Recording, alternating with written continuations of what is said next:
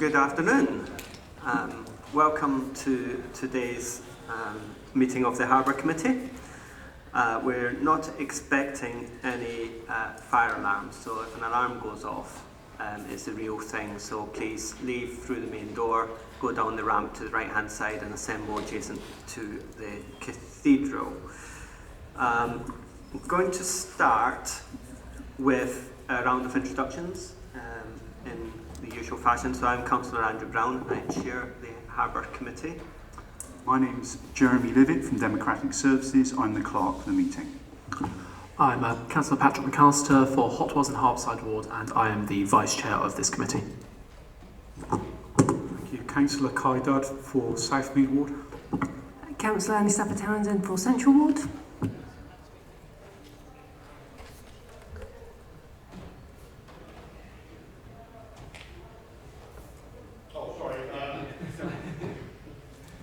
Andy Brigden, Co-operative member. Paul Stanley, Co-operative member. Kevin Mowat, Co-operative member. And then if we can start with Patsy over here. Patsy Mello, Director Management of Place. Cliff Brand, Interim Head of Service for Bristol Harbour Authority. Pete Seed, Harbour Master. Eric Dougal, Harbour Estate Manager.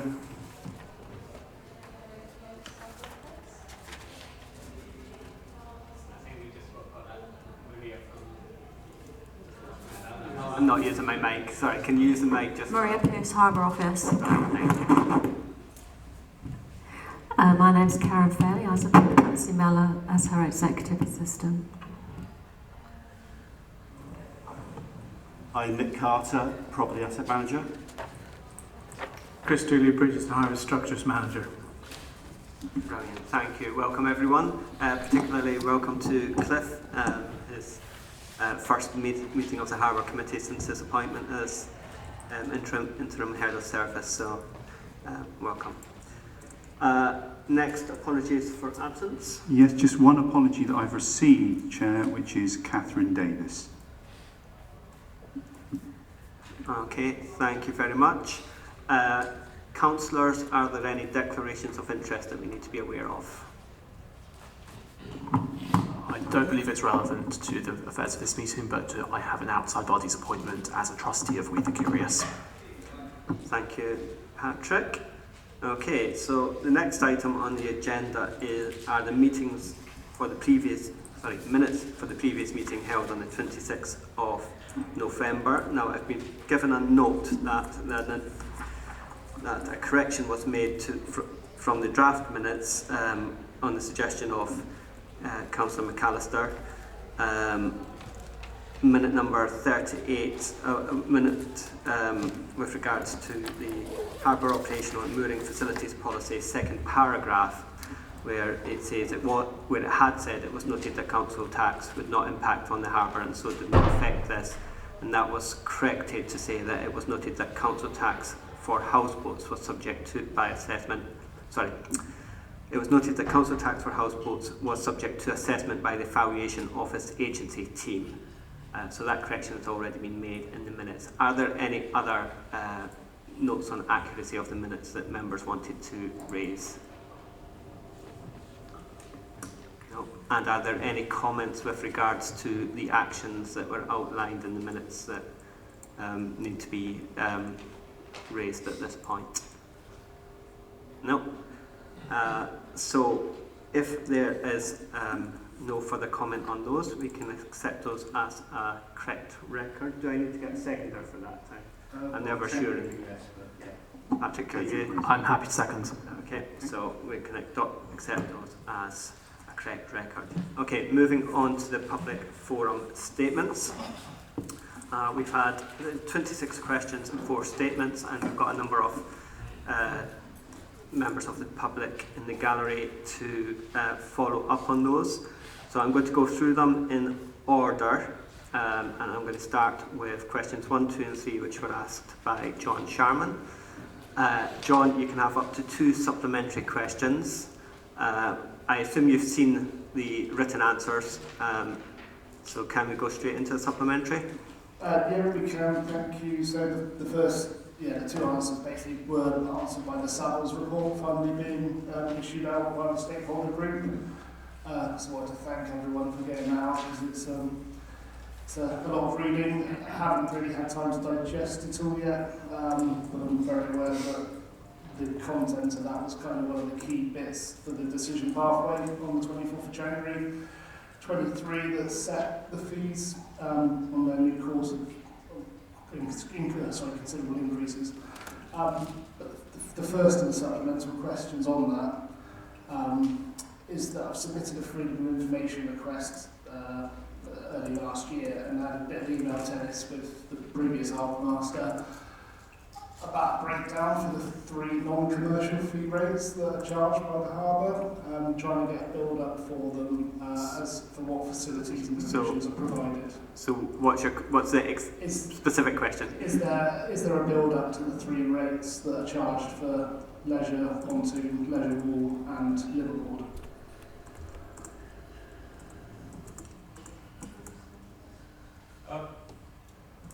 Sorry, John, could you just rephrase the question? I'm struggling to understand that. Just trying to work out for the three fees that are charged per metre, so leisure wall, leisure pontoon, liveaboard, what do boaters get for each one of those fees? Because I'm assuming that they there's an increased amount of services or provisions per fee that the boaters should receive. Yeah, for the alongside the wall, the first fee, which is about £64 something a metre, that's the rate you pay for being alongside the wall. The pontoon moorings, you're paying a premium because of the fact you're on the pontoon. You've got the security gates. We're recognising that you've got a greater amenity than you have along the wall. And the point I'm sure you're getting at, the liveaboard fee is recognising the fact that you've got permission to live on your vessel within the city docks.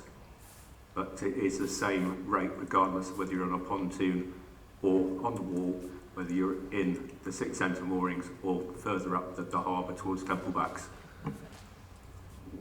Yeah, okay, that doesn't quite, it's just for the, I just don't, we kind of do understand it. I think we should really, there should be a breakdown of what facilities you get, what's provided. Okay, we note that. Patsy, do you want to come back in on that, and then we can get to your second question? But yeah, the fee, the mooring fee is just for the mooring. So the fee you pay, or whether you're leisure or whether you're liveaboard, is for the place on the pontoon or the wall. So it doesn't include services. It's for those actual moorings where the boat is. So, for instance, if I speak to Porter's Head, as I do, I go in there, they tell me about parking, a boat lift, provision of electric, water, the shower block, it's all listed out. I just think there should be sort of transparency about what boaters are being charged for each one of those fees. okay, and I think noted, and I think that this is something that I think we'll continue to discuss and evolve as we look at the strategy for the harbour going forward. So I noted that.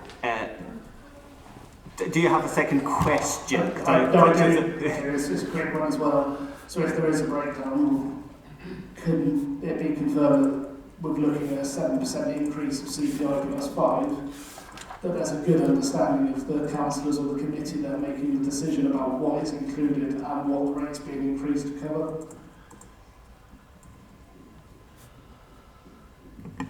So the business plan that will be published, has been shared with the stakeholders, will have the one that's in today is still a work in progress. It has just been reshared, but that will have what's available for maintenance and increase in services, but it will not define which services are where, because obviously the intention is to improve services across the harbour. Obviously we can't do that in 12 months.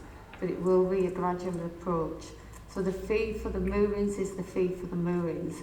We will endeavour to improve the services offered across the harbour over the 5-year plan, and will be quite descriptive how we plan to do that, what amount of monies will be spent. Thank you.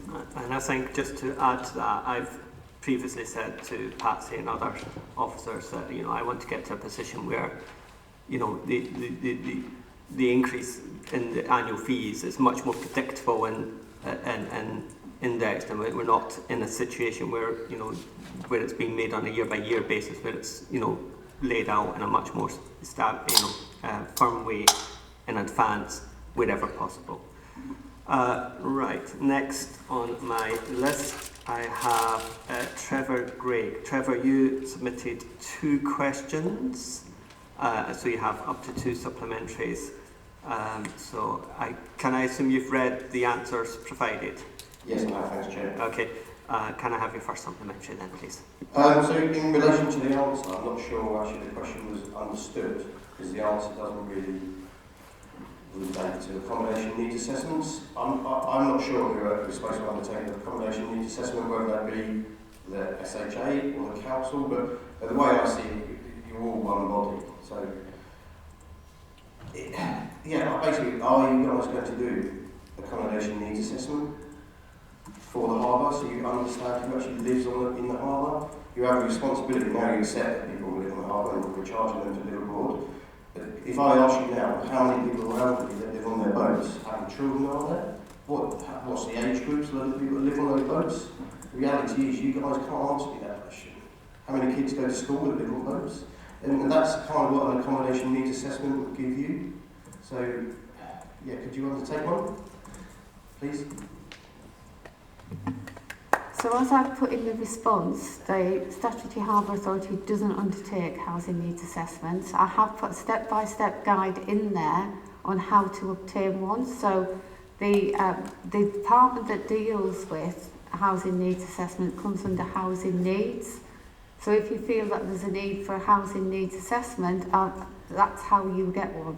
No, there's not an accommodation needs assessment. It's not a housing needs assessment. They're not the same thing.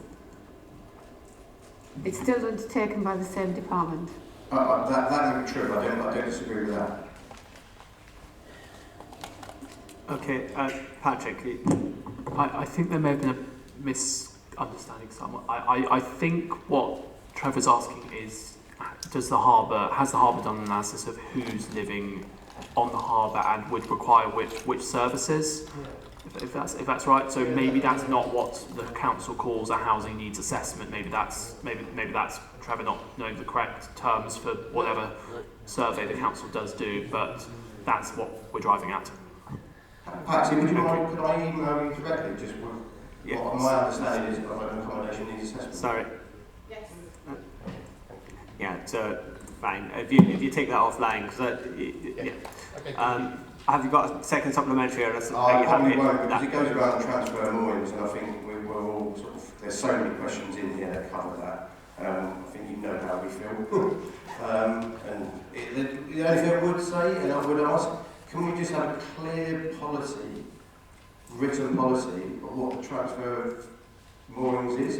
It's all quite woolly, it's a bit, and it keeps changing every time we ask the question. I think we just all know exactly where we stand. Happy to do that. We are consulting again on the mooring policy, and we'll make sure it's crystal clear our position in that mooring policy. Thank you. So next on my list is Mark Hawkins. I hope I pronounced that right. Yes, you did. Thank you very much, Chair. My question is related to the transfer of moorings, so that answered your question, Trev, hopefully. Thank you for the response. It does provide some clarity. I'm not sure it will go far enough to stop the exodus from the harbour. I think we're now at, on the last walk round, we're now at over 70 empty moorings, or the ability for the harbour master to retain historic and precious vessels to Bristol Harbour. And despite a statement was made in this committee a couple of meetings ago, it is normal practice for marinas and harbours to transfer a mooring. We've done our own, BBC have done our own research on that, and we've got evidence of that, and I'll share that with the committee after this meeting. But getting to my supplementary question, I said, thank you for the clarity. Focusing on the final paragraph of that question, this has not been what's been practiced in the last 2 years. Boats have been made to leave the harbour. So when will this policy, giving us some clarity, be published in the new harbour policy? Yeah, I've been sort of instrumental in writing up the policy together with my colleagues. We've taken on board quite a bit of input from the Harbour Board, sorry, the Harbour Committee and stakeholders, and I'm personally, as Harbour Master, happy to run to the text of that paragraph that you're referring to as of now. Thank you, Pete. Thank you. Will that, sorry, just to answer my question, will that be, it's not just me or these few people in this room answering that question. You know, we know there's obviously 400 boats, etc., moorings in the harbour. So when will that be reflected in the moorings policy for everybody to see and view? Yeah, the mooring policy is currently still in draft form. If we need better clarity on the subject of transfer of moorings within the policy, I'm more than happy to brush it up. Thank you.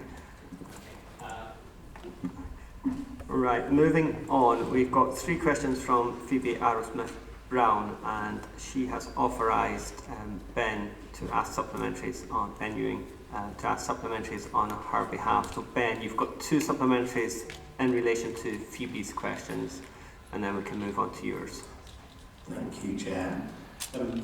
First of all, thank you for the documents that have been released in answer to the question. This is sort of the Harbour review and the Savills review parts. But there still are some documents that we requested that were said would be released that haven't been released. And one of them is the Harbour review complete with all of its appendices. There's still references in the Harbour review for the appendices that the stakeholders haven't seen. And then the question then really is that it's imperative, if the stakeholders are expected to be able to feed into this in a positive fashion, that all these documents need to be released in a timely fashion and in a way that we can see them and analyse them as the decisions are happening. I really feel like all the decisions have already happened, and this is just a bit of lip service. Have you got a question? So please can there be a process for all of the documents to be available all the time to the stakeholders in a legible and orderly fashion? Patsy, do you want to take that? So we can't promise that every document relating to the harbour will always be released in a timely, flat fashion. Some of them will be commercially sensitive, some of them won't be relevant or appropriate to share.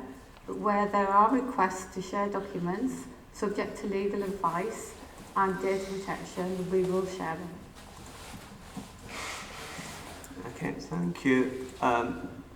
I had thought, just as an aside, I had thought all the previous additional documents had been published, so that could be published had been. But let's pick that up offline. What's your second supplementary then? Yes, so in the work programme, there's a yellow action still outstanding, which says the Harbour team to look at fees and charges for various locations around Harbour. I'm looking for a specific update in the process of this, please.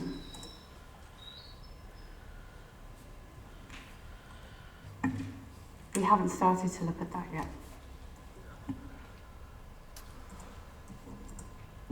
Okay, so Ben, you also had 3 questions in. So the first of your supplementaries, please. Yes, so this is the Savills report. This isn't the question, but the Savills report we've only just seen. Can I just check how many people in this room have seen and read the Savills report? Show of hands. Okay, 1, 2, 3, 4, 5, great. 6, 7, fantastic. That's real. And that's not the question. That's the start. Yeah. So. That was a question. Oh, come on. Come on. What's your next supplementary, Ben? So that document is full of lots of inaccuracies. I could go into real detail. In fact, I think it's quite important that it can go into detail. One of which it says, or the the information the Harbour Authority gave the Savills report is Hanover Pontoons has a boatyard. That doesn't come very well. It also talks about the club moorings having costing less than the rest of the moorings in the harbour. However, it makes absolutely no mention that the clubs and the council, Harbour, had worked together to come up with a pontoon agreement that gave the information to why those moorings were at a lesser price. Clearly, the Savills report weren't provided that document, because if this was a comprehensive report, it would have reference to that document in there, which has been going for 40 years. So, how did the Savills report get issued with that document? And then can this document, the Savills report, be looked at to iron out all of the inaccuracies?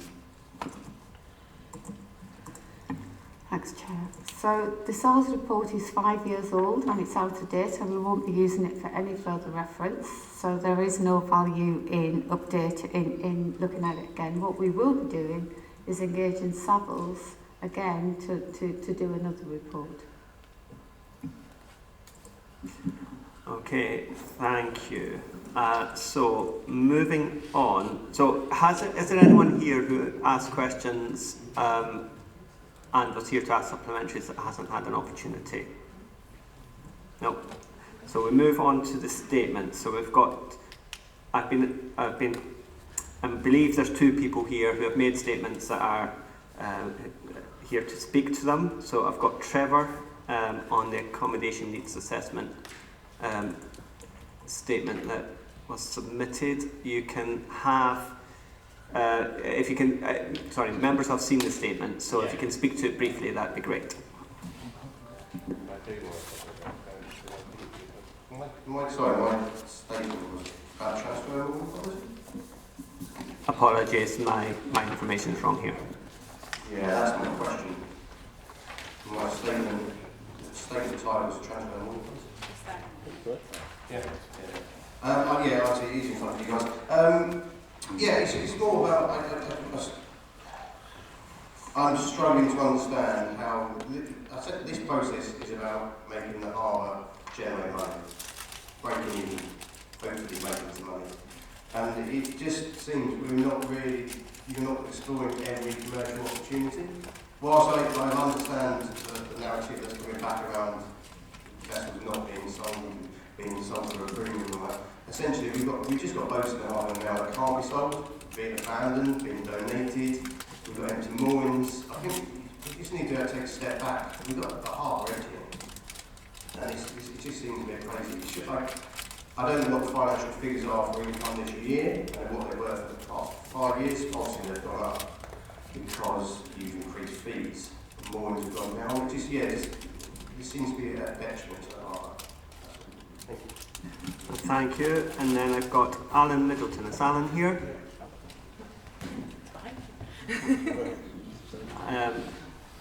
Alan, can you speak to your statement? And similarly, people have already seen it, so if you can summarise it, that'd be great. So you'll be aware that there's an ongoing issue of speeding boats in the harbour. Speeding boats causes a wake, which causes more boats to rock violently. In the past, boats have been thrown into the water due to this wake. The wake causes damage to the boats and pontoons due to the violent movement of the boats affected by the wake. And environmentally, these wakes are causing banks to be eroded, as well as damaging wildlife in and around the water. Several complaints over many years have been made to the Harbour Office and councillors about this issue, but nothing has changed. The main offenders are the rowing clubs, and more recently the yellow ferrets. Thank you. So those statements will have been noted, and I think may well come up in future conversations I'm sure they will, as because well. Again. Okay, so moving on, the next item is not actually on the agenda, but I'm going to make a couple of announcements. One is to reiterate my welcome to Cliff from earlier. The next was there has been a request, and we've discussed it previously here, for a briefing on development sites around the harbour. I have been chasing this with the Growth and Regen team. The last communication I had with them suggested a briefing to the full Harbour Committee, which would be in June.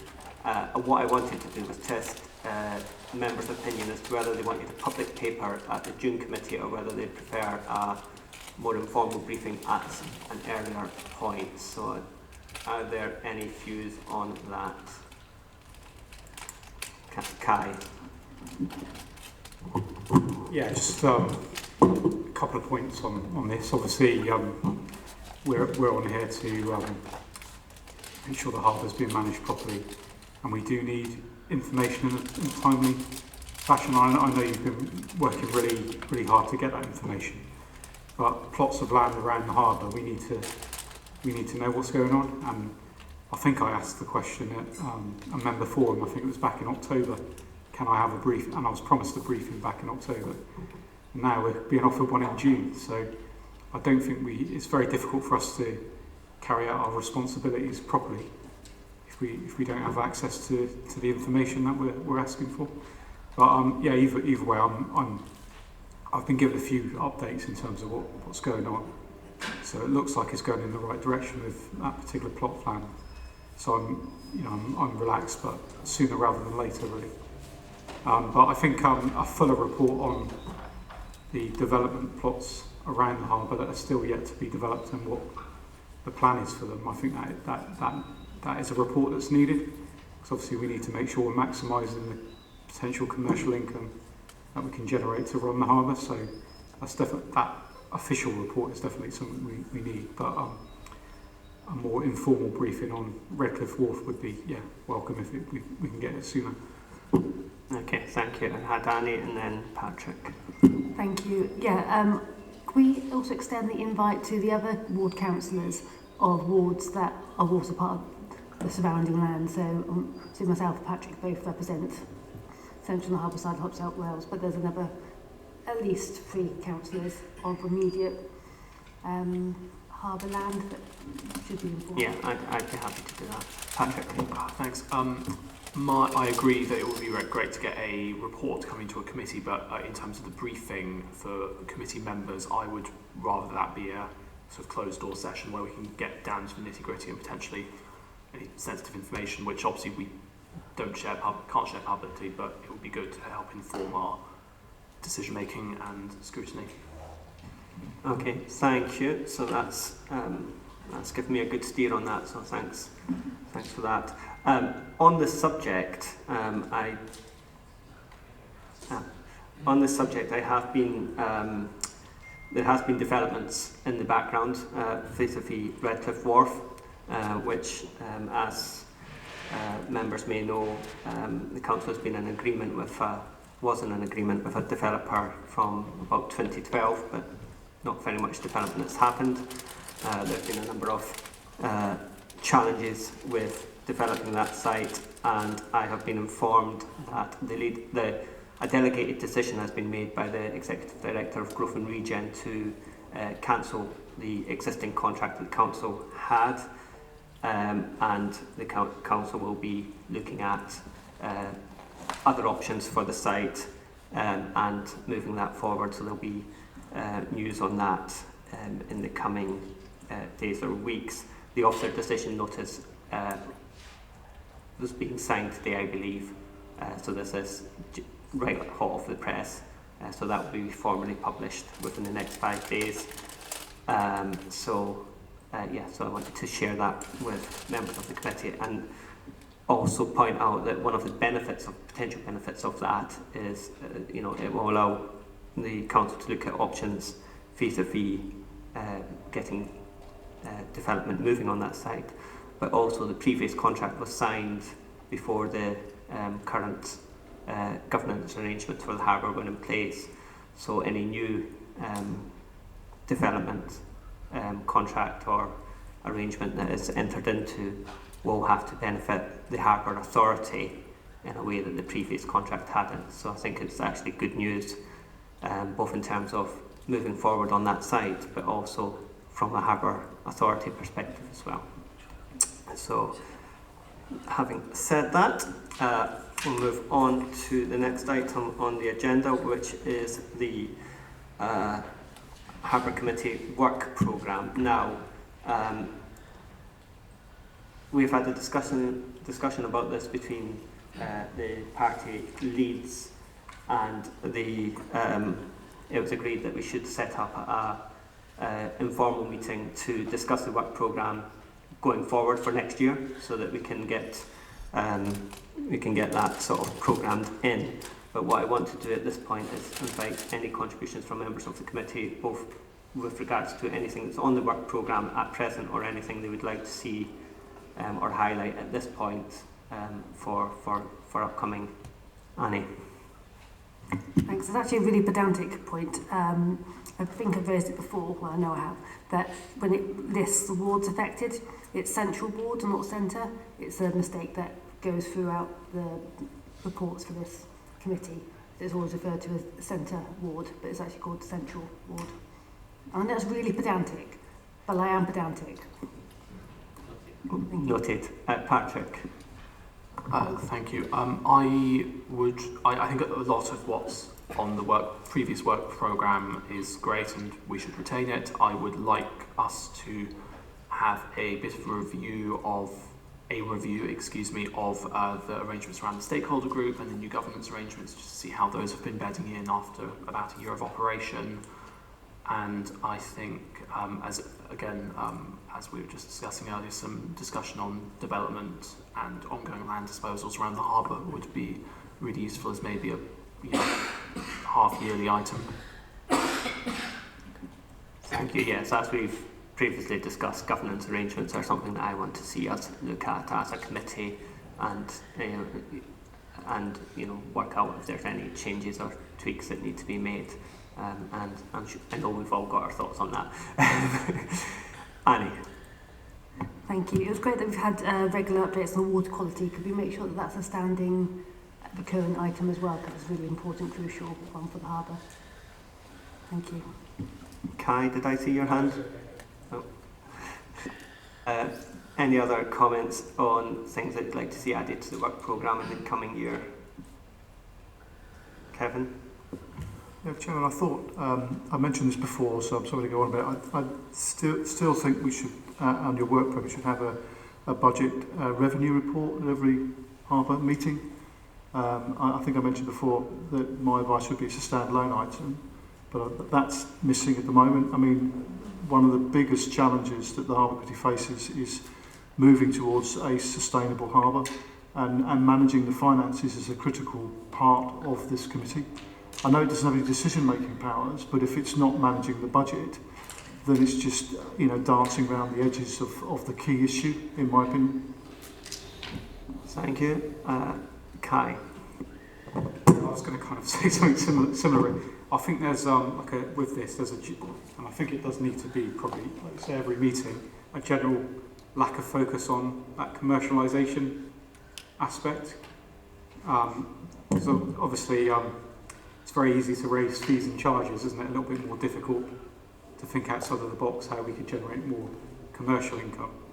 And I don't think it's really obviously stated that we're trying to do that anywhere.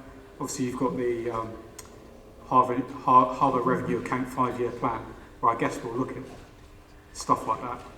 But I think it needs to be more of a deliberate focus, because and to get to that break-even target in a few years' time, we really need for this committee to set the culture and the direction for officers, and we need to say that we're really serious about making sure we maximise what we can from sources other than people that live on the harbour, and I'm very keen to do that. Patsy, did you want to come back in on that? Yes, I completely agree. I think that we have been working on, Cliff and I this week have had a discussion about establishing an exact baseline, understanding exactly where everything's coming from, understanding from property what opportunities are there in the next 5 years, understanding which leases, long-term leases are coming to an end, that will increase our revenue. We've done a presentation to the Harbour Committee on our commercialisation, but we're also working up a draft commercial prospectus that will go out for a full range of commercial activities, and we would expect to engage with members on that prospectus. Okay, well, that's great. And if we can work out how we work in those regular updates, because I think the point that Kevin and Kai are making is how we maintain an ongoing overview of those, as well as sort of being aware of what commercial opportunities. And it is something I'll raise with our finance business partner, because every other committee gets a full finance breakdown for finance for that committee, and this is the only committee that doesn't have that resource, so I will raise that. Thank you. Any other comments on the work programme? Okay, so we shall move on. So the next item on the agenda is the stakeholder group feedback and action. So this is a new standing item on the agenda, and there are a number of points that have been reported from this stakeholder group. A number of these relate to both the business plan and the mooring policy, which we'll be coming on to. So and maybe invite comments on either general comments in response to the stakeholder groups feedback, or comments on those items which aren't the business plan or mooring policy, if that makes sense. Any comments, Patrick? Thank you. I think first of all, I think it's great that this is now sort of a standing item. I think it shows the seriousness that we want to take stakeholder feedback and input into the decision-making process. I think members of the public might appreciate this. We can admit it was a bit of a rocky start, just as we were getting things up and running, but I think this is a really good way of moving forward, and that's certainly the feedback I've heard reflects things like the Harbour side forum. In terms of what's been raised in the feedback, we've got obviously the concerns which we will come on to more to later, but I think between this and the public forum we were hearing, there's a clear sense of maybe three or so core issues around the transferability of moorings, the viability and occupancy of the harbour, and the conditions of facilities. And I think it's clear that the council doesn't have the confidence of the community that we're getting this right, and I think we need to work on. We do need to analyse, like, are we getting this right, and if so, how are we communicating that? I'm not going to say I've got all the answers right here in this statement, but I think this is something that we need to keep working on, because even if we are doing everything right, it's clear that we don't have the confidence of the community in doing so, and that has to be, under this new model of government for the harbour, a priority to be able to say that we've got the confidence and the backing of the community to make these changes. Thank you, Patrick, and I'd echo that as well. I think it's been, you said there's been I think you used the word rocky start with regards to the Harbour size, the Harbour stakeholder group. I think the challenge has been adapting to a new system where we've got the Harbour Committee, the Economy and Skills Committee, which obviously at the moment plays a part in this as well, and the stakeholder group having been established, and then working on the system whereby reports are shared with them, come to us with the feedback, and then potentially go on to Economy and Skills. And I think we're still working through that, but I think you're absolutely right that in all this, the aim has to be increasing that transparency and trust between ourselves and the harbour users and residents, and that's I think that's a challenge to us all, officers, councillors alike. So the other thing the other aspect of this is, of course, if we look at reviewing the governance, how the governance arrangements are working, part of that will be engaging with the stakeholder group to get their thoughts and perspective on how it's gone since the establishment of that group. Thank you, Chair. And I will just, I'll end on my contribution on a slightly lighter note. I think it was clear from the feedback and from the public forum that there has been bit of a vibe shift, quote unquote. I think someone did use that exact phrase. Since December, a lot of people said, I think there's been improved, people can see the improved engagement, I think as the systems have bedded in and so on.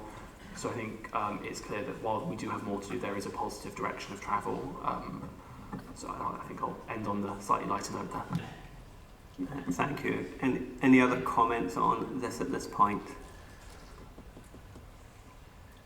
No. Well, in that case, I will record on the minutes my thanks to the stakeholder group for their contribution and input into the meeting, and I wasn't able to make their last meeting. I tend to go as an observer because it's not my meeting, obviously. Wasn't able to make the last one, but I shall look forward to joining them again at some future point, and to their future contributions to the committee. So that moves us on to the Harbour business plan. So, Patsy, are you presenting this?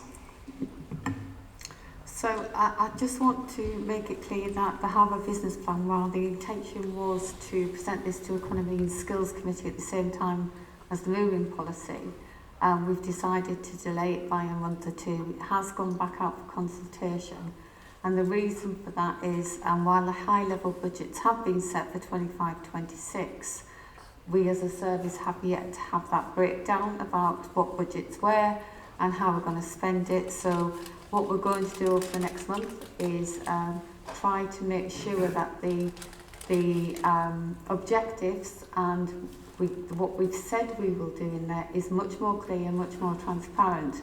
I think we talked at the stakeholders group about the stakeholders' wish for certain improvements, and I think at the moment it's too vague. It says things such as we will refurbish pontoons, and as we've discussed at the stakeholders meeting, we haven't got a budget to refurbish all pontoons, so we want to be able to be quite specific with the community and say, this is what we're planning to do, this is the budget we've got, and this is when we'll do it by, so that we are much more open and transparent about what the money's being spent on.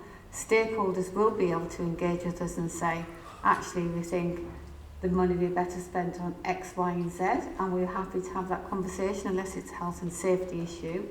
But we want to be able to give you real specifics about what the income on the harbour is being spent on. So we're going to firm that up. We'll send it back out for consultation, and only when we feel that it's complete, we'll take it to Economy and Skills. But I think everybody's seen it 3 times now, so we're happy to answer any questions or take any feedback on what's in there now. But I think Marie sent it out a week or so ago. Yeah.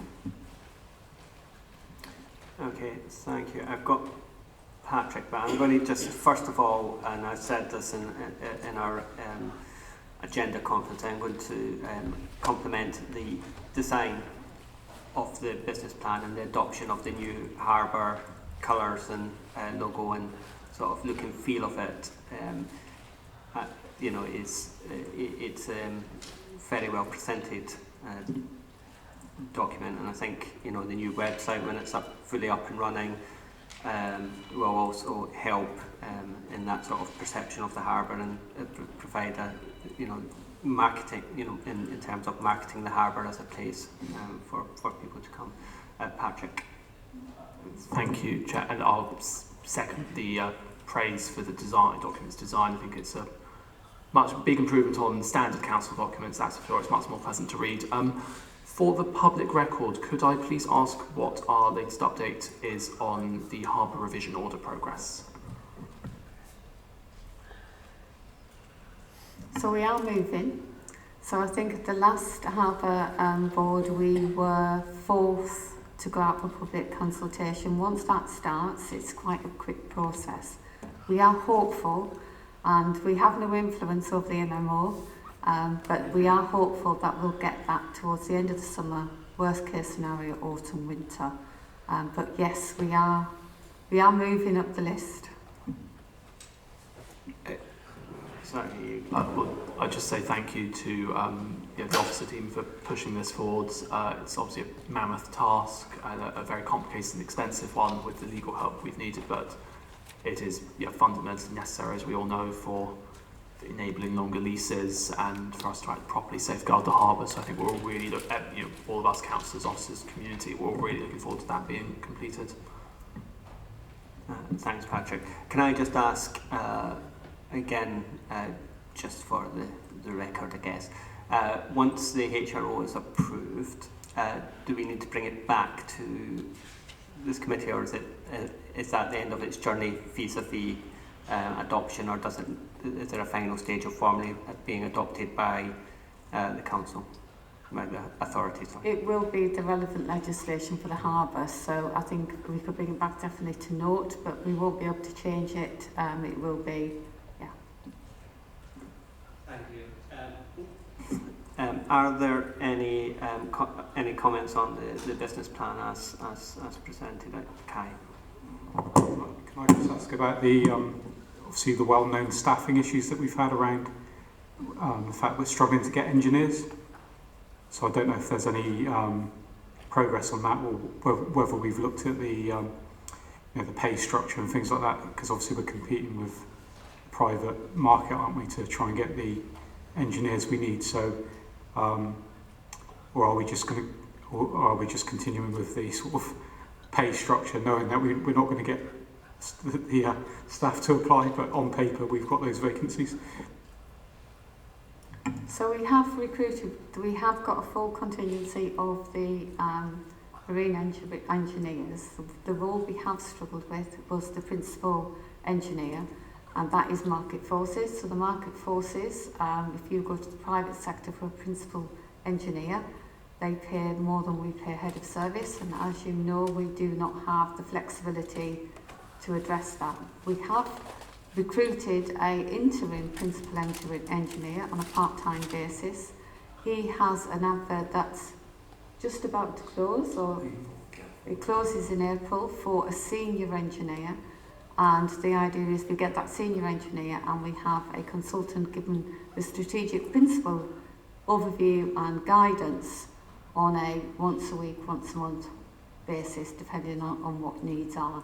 I will say that most of our structural and major engineering structural projects are handed over to Chris's team. So no major structural or engineering has been held up because Chris's team, also in management place, takes over any of those significant. The 3 engineers we have tend to be reactive, daily maintenance rather than anything structural or significant. Okay, thanks for that. So the vacancies we previously had are filled now, apart from that role you mentioned. Okay, thanks. Patrick? Thanks, Chair, and apologies, I'll try not to do this for every item. For the under the objectives, we've talked about effective management of moorings, and it lists numbers, so we've 6 residential, 31 liveaboards, and so on. My immediate thought, and perhaps this is one for the stakeholder group, do we not have more demand than for 31 liveaboard licences, or am I misreading this table? We allow up to 70. Up to 70. Oh, thank you. I see. Okay, that makes sense. Okay. And then I'm so sorry. The tourist levy, which I think is mentioned in part of the stakeholder feedback from earlier. I was wondering what changes had been. Let me rephrase. Apologies. What changes have we made to this document as a result of the stakeholder feedback when this did go out to consultation and so on? I suppose. What? Because obviously we've put this out a number of times, and I'm wondering what did actually change as a result of that process. So in the stakeholder group report, we have included a list of suggestions, and beside us at the end column does say what's been actioned and what's been incorporated. And because we had trouble formatting the longer stakeholders, all members received that as a background document to the Harbour pack for background reading. So we have included everything that we've received, what's been actioned, what hasn't been actioned, and that's in the background document, and there's also a smaller document in there beside the stakeholder feedback. Apologies, I meant to make it clear that we had that supplementary document. Yeah. Annie. Thanks. I noticed that there's a mention of a new Bristol Harbour website. So I was wondering, how's that going to aid sort of access for the harbour users to the answers that they need and the services that they want support with? And yeah, it's going to give us a vehicle for our documents, policies, procedures. We're going to have a document centre within the site. It's very much geared towards attracting people to the harbour. If you go onto the current Bristol City Council website, it's quite dry. You know, there's no tourism really. You don't really think you're looking at a tourist destination. We're trying to move away from that. So it's going to be lots of pictures of attractive boats, attractive boaters, and hopefully encourage more visitors to Bristol. But more importantly, it's going to be a vehicle for us putting out our policies, procedures, minutes of meetings, etc. Great, so like mooring licences, what's included with a mooring fee, that sort of thing, will that all be on that website? Yeah, but information about everything we do in the harbour and how we do it with the policies and procedures to back that up. Great, thank you. And then as a follow-up, probably more of an Eric question than yourself, will it also include the sort of like listings for vacant harbour properties as well? So people can easily kind of access them and go, oh, I'd like that. We've actually discussed that in detail. We're not quite sure yet because the portal that promotes the rental properties in the council is the harbour ones are included on there, so we've got to find a way of perhaps disconnecting them from that list to enable us to put them on the harbour website. But we can work on that, but we're not sure whether we can do it. It might be that we just have a link to vacant properties. Okay, right, thanks. Just to add to that, please bear with us when the website goes live. It will be our first iteration. We're very, very happy to take feedback from stakeholders, members, about how we can improve it, but it is meant to be a start of a 10, a very good start of a 10, I have to say to the team. They've worked very, very hard on it, but we'll be aiming to improve it all the time. Great. And will it be available in a range of languages? Sorry? Will it be available in a range of languages or have a translation function on it? I'm sure all our web pages have translation functions, but I would have to check. Thank you. It is a sub-site within Bristol City Council, so it's meeting all the requirements set out by Bristol City Council. Great. Thank you. Kai, did you indicate? No, you did not. Okay, any more comments on the business plan? Kevin? Andy and then Kevin. Yeah, Chairman, I think the business plan is very informative and it reads well. There's a few typos which I'll send in if you like. The only thing I would question though in it is I don't think we really need the whole section 13 on the objectives action plan. It seems to be going into too much detail, and if you didn't use that, you'd probably halve the document. Okay, thank you, Andy. Kevin. So, not dissimilar. Congratulations, I think it's a very comprehensive plan and a really good start. Obviously, a lot of work's gone into it. So, some constructive observations. I think there are probably too many key aims and objectives, and they can be consolidated and slimmed down a bit, either for the next iteration or for 26-27. I don't think you need to rush into that. Overall, in my experience, if a plan is, if you make it too long, people don't read it all. So you want people to read it, you want stakeholders to read it, you want staff to read it, you want members to read it, you want the public to read it. If you make it too long, they'll give up halfway through. So it's just slightly too long, in my personal opinion. And there's some duplication. I actually quite like the detailed action plan, contrary to what Andy said. But I think there's a danger there of over-promising, which you'll then probably under-deliver, which is the point you made earlier, Patsy. So I think if you're going to say something, be confident you're going to be able to do it. And I can't believe you're going to do all that in 1 year. I can't. I mean, it'd be brilliant if you did for everybody, but I just can't see doing it. And that if you're going to stick with the action plan, and I would suggest you probably should, it should be smaller, it should be deliverable, and there should be time elements set against them so that the stakeholders and the committee have an understanding of when those actions are expected to be delivered. But I thought it was an excellent start. I really did. Thanks, Chair. Brilliant, thank you. So can I just confirm the next steps on this? The consultation is out consultation again until the end of the month, is that right? Our engagement. I think it is the end of the month.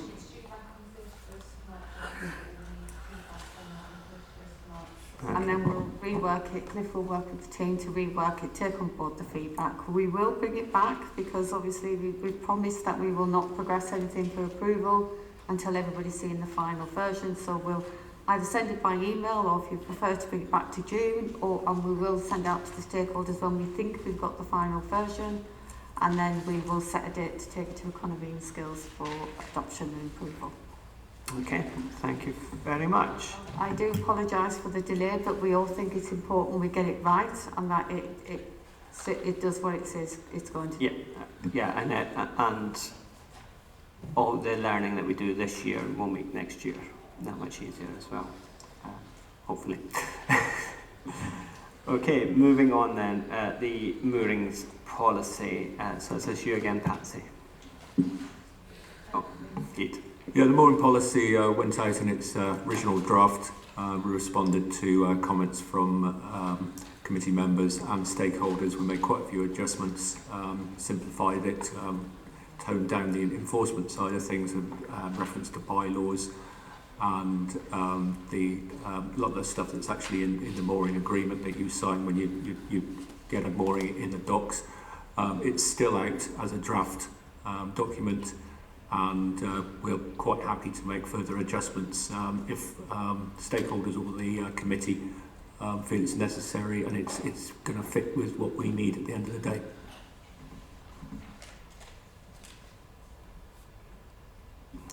Thank you. Members, does anybody want to start this one off?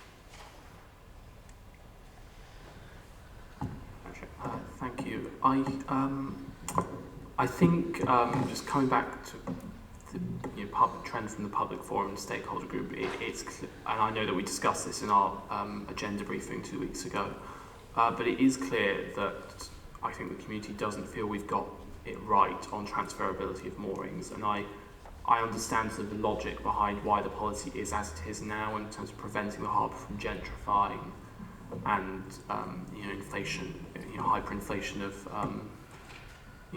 boat prices, but we do have, it seems, a rising vacancy rate, which I think is evidence that we haven't quite got something around the mooring policy right, and the community feedback is quite clear about what those issues are. So I do think we need to make some changes to this.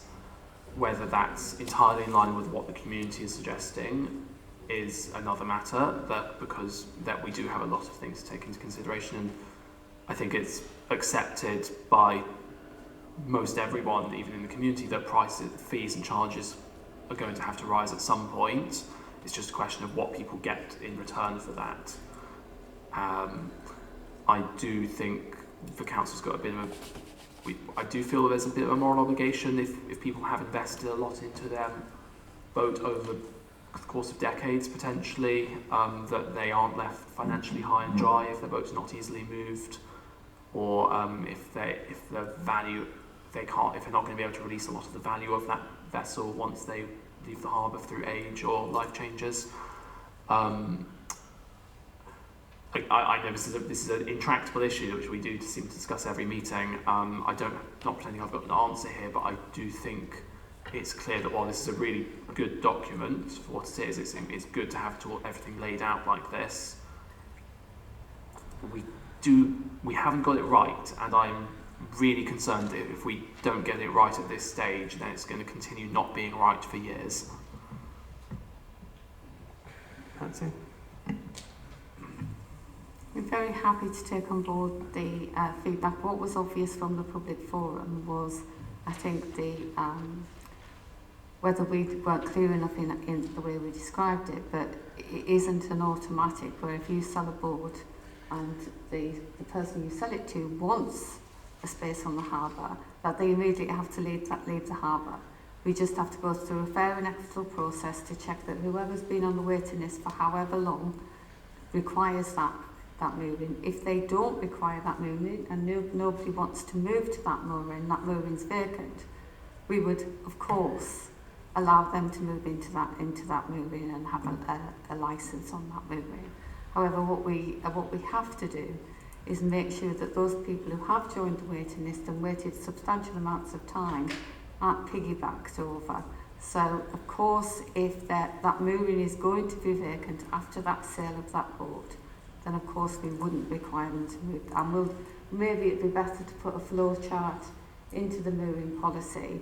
What we won't allow is someone to sell their boat with the promise of that is your mooring, because it won't be. Thank you, and I think I appreciate that. We don't want to lead to a situation where, I think as Councillor Dudds points out in the past, we don't want people to be profiting off of Bristol City Council property, the mooring, which remains the council's property and so on. I think a lot of this does just come down to communication, and maybe a flowchart would be a really good idea. We heard earlier we've got upwards of 60 vacancies in the Harbour. The Harbour office might have a different figure on that. Do you mind if I ask what our vacancy rate is at the moment, please? Yeah, we broadly agree with that figure. It's recognised that we've got a bit of work to do. Thanks. And can I just add to that though? We are working with the marketing department. We have purposely not marketed it yet because we want to take a holistic approach.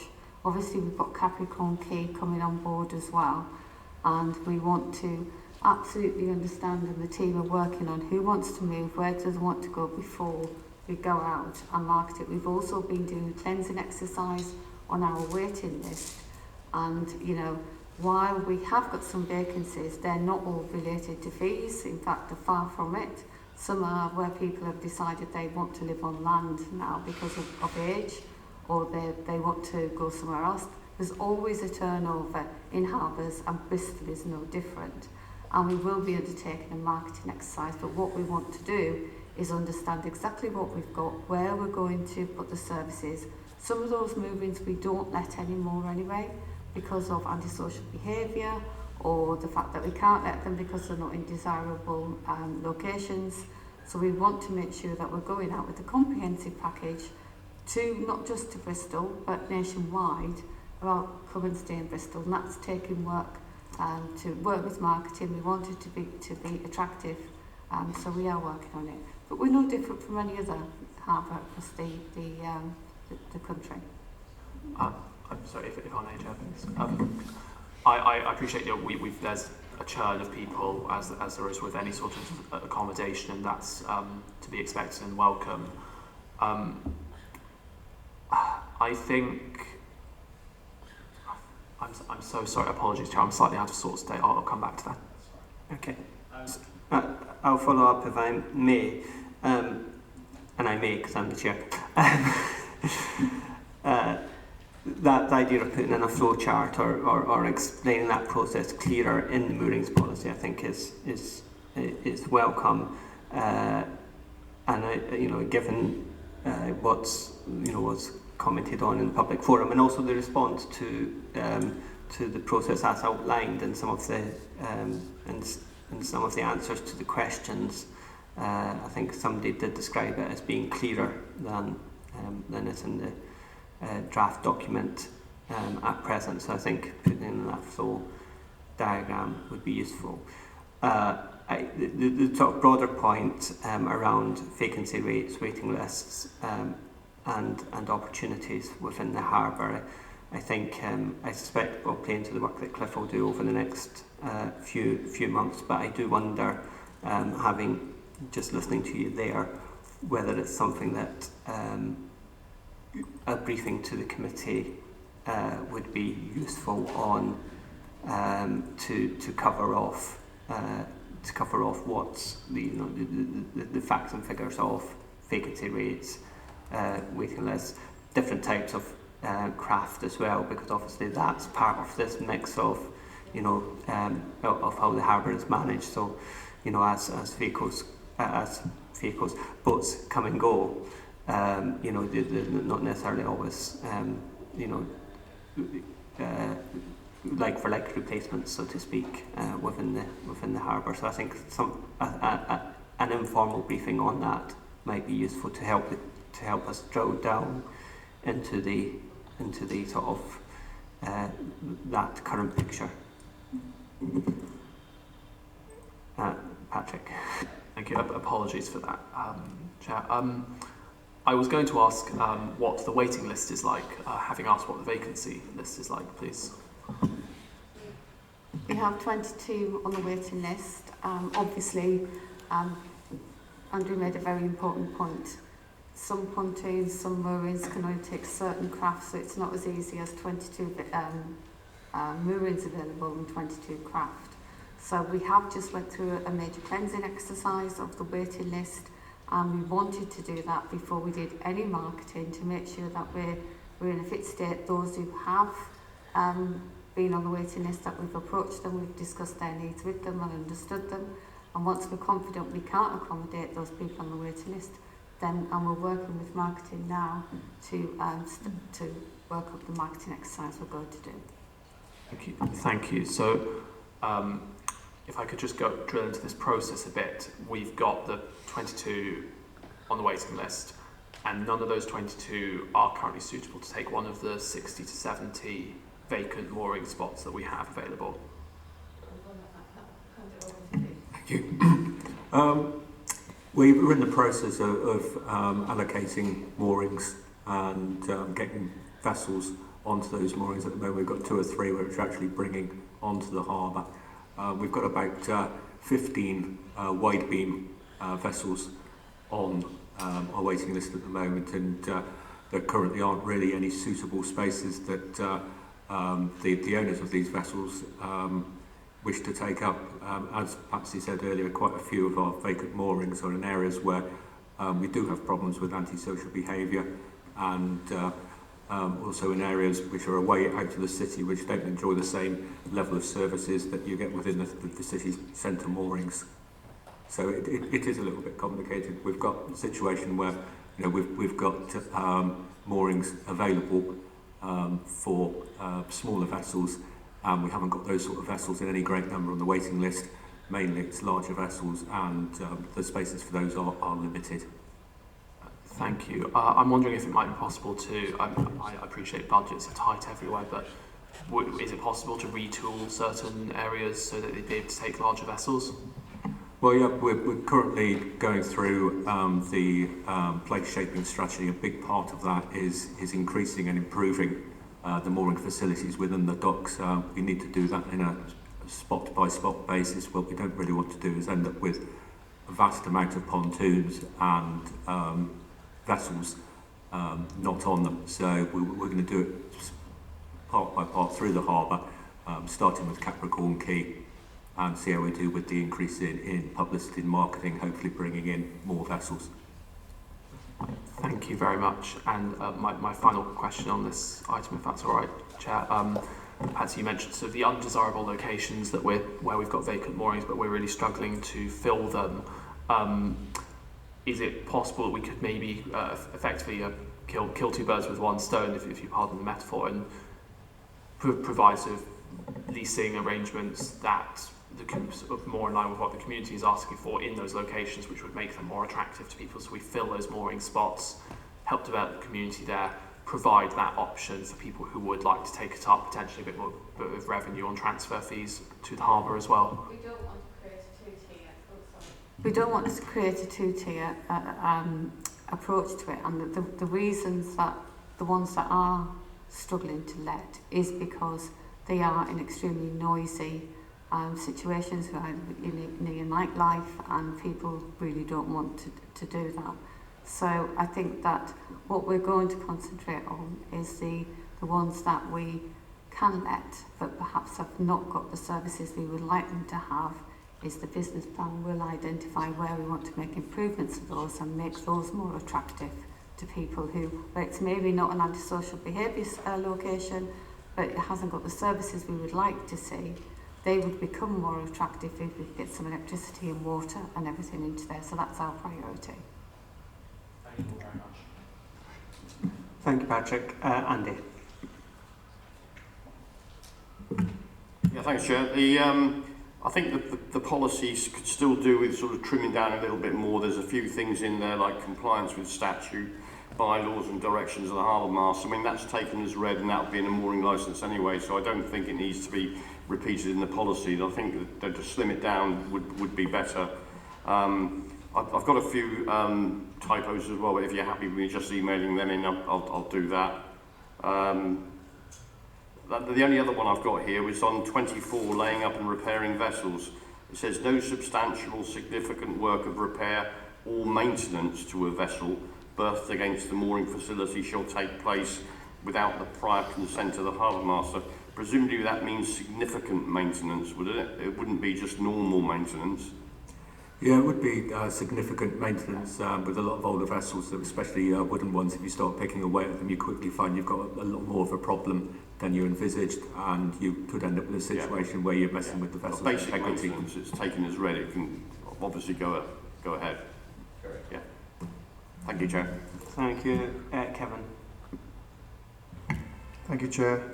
So my first observation, I'm pleased to see this document. I think it's really important for everybody to have a transparent moorings policy, and it will be a process of evolution, which is my first point. I think it's wishful thinking. I think you can review this every 5 years.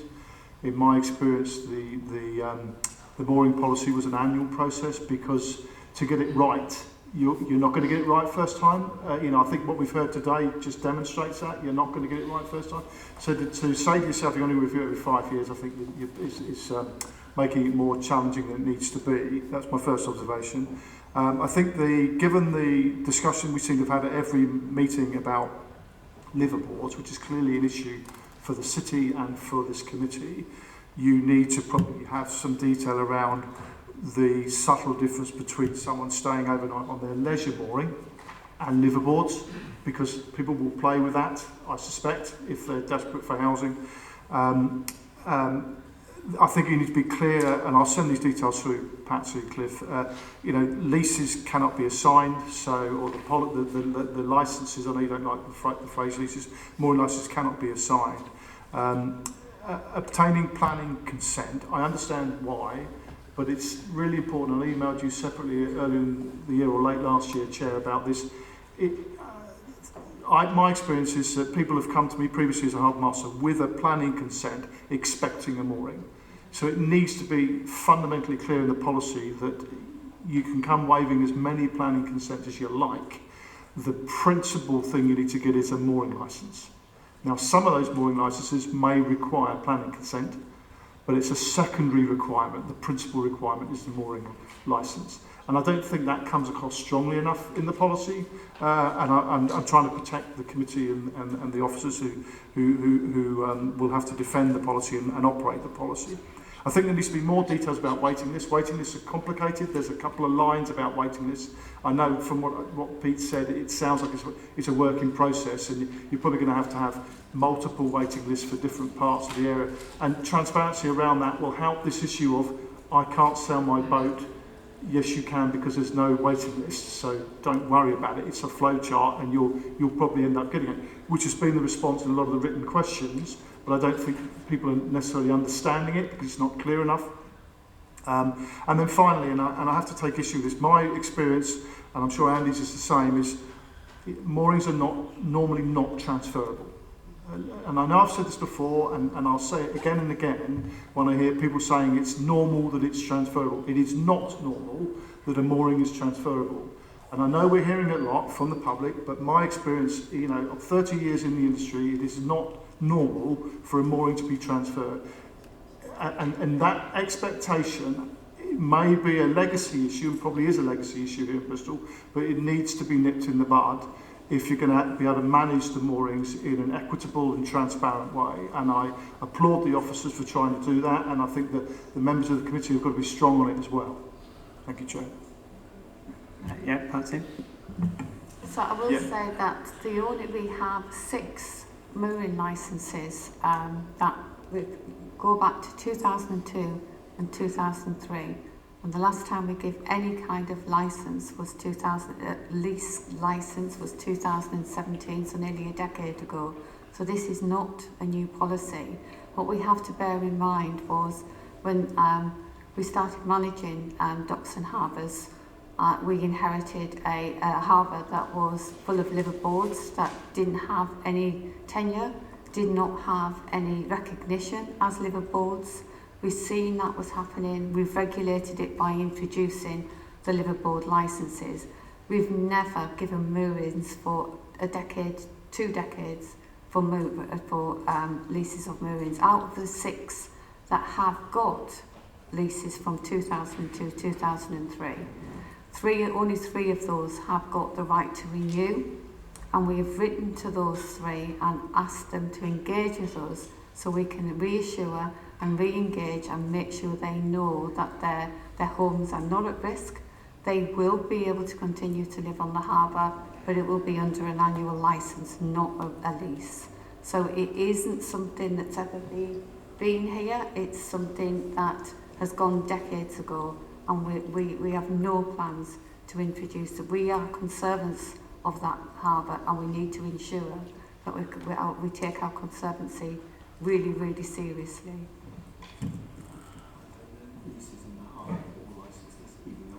Yeah. So, my property expert, there are no leases at all. The 6 are old licences. Okay, thank you. Andy? Yeah, I was just going to agree with Kevin actually, and the same as my experience as harbour master, licences weren't transferred. And the other thing I think we need to get our heads around really is stakeholders include people on the waiting list. I would be mightily hacked off if I've got on the waiting list for 2 years and couldn't get a mooring, and I'm seeing people just selling their own boats onto it. What's the point in going on the waiting list? So I agree with everything Kevin said. Okay, thank you. Are there any other comments on this? No. So this is still in draft, and obviously there's been another round of feedback from members of the committee today. So is the intention now to take that feedback on board, review the structure a bit more, make some of those clarifications that have been pointed out, and then will it come back to us again, or will it be going to Economy and Schools? We're happy to circulate by email, but if members would rather it came back to the June committee, we're happy to do that, but we're happy to circulate to all members and stakeholders the final draft and take it to Economy and Skills. We're happy to be guided. I do want to thank the stakeholders and members, in particular Andy. I know you've spent a lot of time with Kevin giving us feedback. This has been a learning curve for all of us, and we have very much appreciated all of the feedback and read every single bit of it. Okay, I would, given that we have seen it twice, I would be content if the sort of final draft, so to speak, were circulated by email for members to look at. But I'm looking at members to see if I see nods or stony stares or. Okay, if we can circulate it, but if we can look the stakeholder group in on that as well, that would be great. Thank you. So that moves us on to the Harbour's events and festivals update. So unfortunately, John, who's the events manager, is on leave this week, but Eric is happy to try and tackle any questions that we've got, but we may have to come back in writing if we're not able to answer them today. Okay. Are you wanting to say anything on it first, Eric, or are you No, I don't think so. I think it sort of outlines, it's a bit of a brief of how we did last year with the events, and as much of a forward plan as we can show you at the moment, because I think the event programme is still in progress. There's sort of some commercial discussions going on, and some of them haven't been agreed, and it'll be, I believe, in May that we'll have a full programme that we'll be able to circulate to everybody by then. We never circulate the full programme because some of it is commercially sensitive, but we will be able to share it with committee in perhaps a closed session. Yeah. We've had previous closed session briefings on the events programme before. Annie. Thanks. I asked John, and he kind of disappeared potentially into the ether, but hopefully not. Some of the voters have asked about, they used to do a light procession down the harbour, partly to do with Christmas, it could be to do with the Light Festival as well. I asked for you to look into how viable, John to look into how viable that could be and whether or not we could enable that to happen. Has that filtered through beyond the initial emails? I'm not sure that happened. I know there was a big success with the John Sebastian got on board with the Light Festival as a sort of a fringe event. It worked really well. And I know that the team, the bid team, are really supportive of that sort of thing happening around the city. And I think to say that we'd just be really happy to talk to the boating community about any events they want to put on. We're very linked in with Harriet and John's team, with the site permissions process, and they're really enabling, as are we. So we'd be really happy to talk to anyone that's got an idea for some kind of light festival, regattas, or any on-the-water events. Great. I sit on the bid boards as well, so I know they're very supportive as well. But yeah, it'd be good if we get the definite thumbs up from you all about swinging bridges and just making the technicalities of it possible would be, I think it would be great as well in terms of building the community and the trust up as well between us all. Yeah, I mean, even this week we've had quite a bit going on with sort of proposals that are coming in, and we're really supportive of them. And we you know, they've got to meet health and safety requirements, and there is some kind of operational stuff that we've got to consider. But we're really supportive of any new ideas. Good, thank you. Thank you, Kai.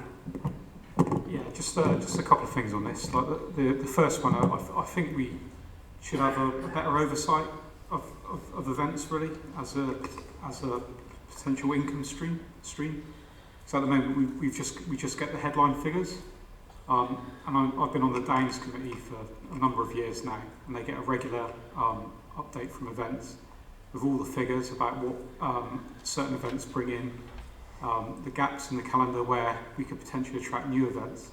So I think we need a lot more oversight over this, because I think we could probably drive that number up more if we had a better view of what we're receiving from certain events and how we're managing the space and where all the time slots are and things like that. So definitely think we need a better oversight. And then secondly, I know I've asked for a briefing on the Harbour Festival, and I don't think I can make the date.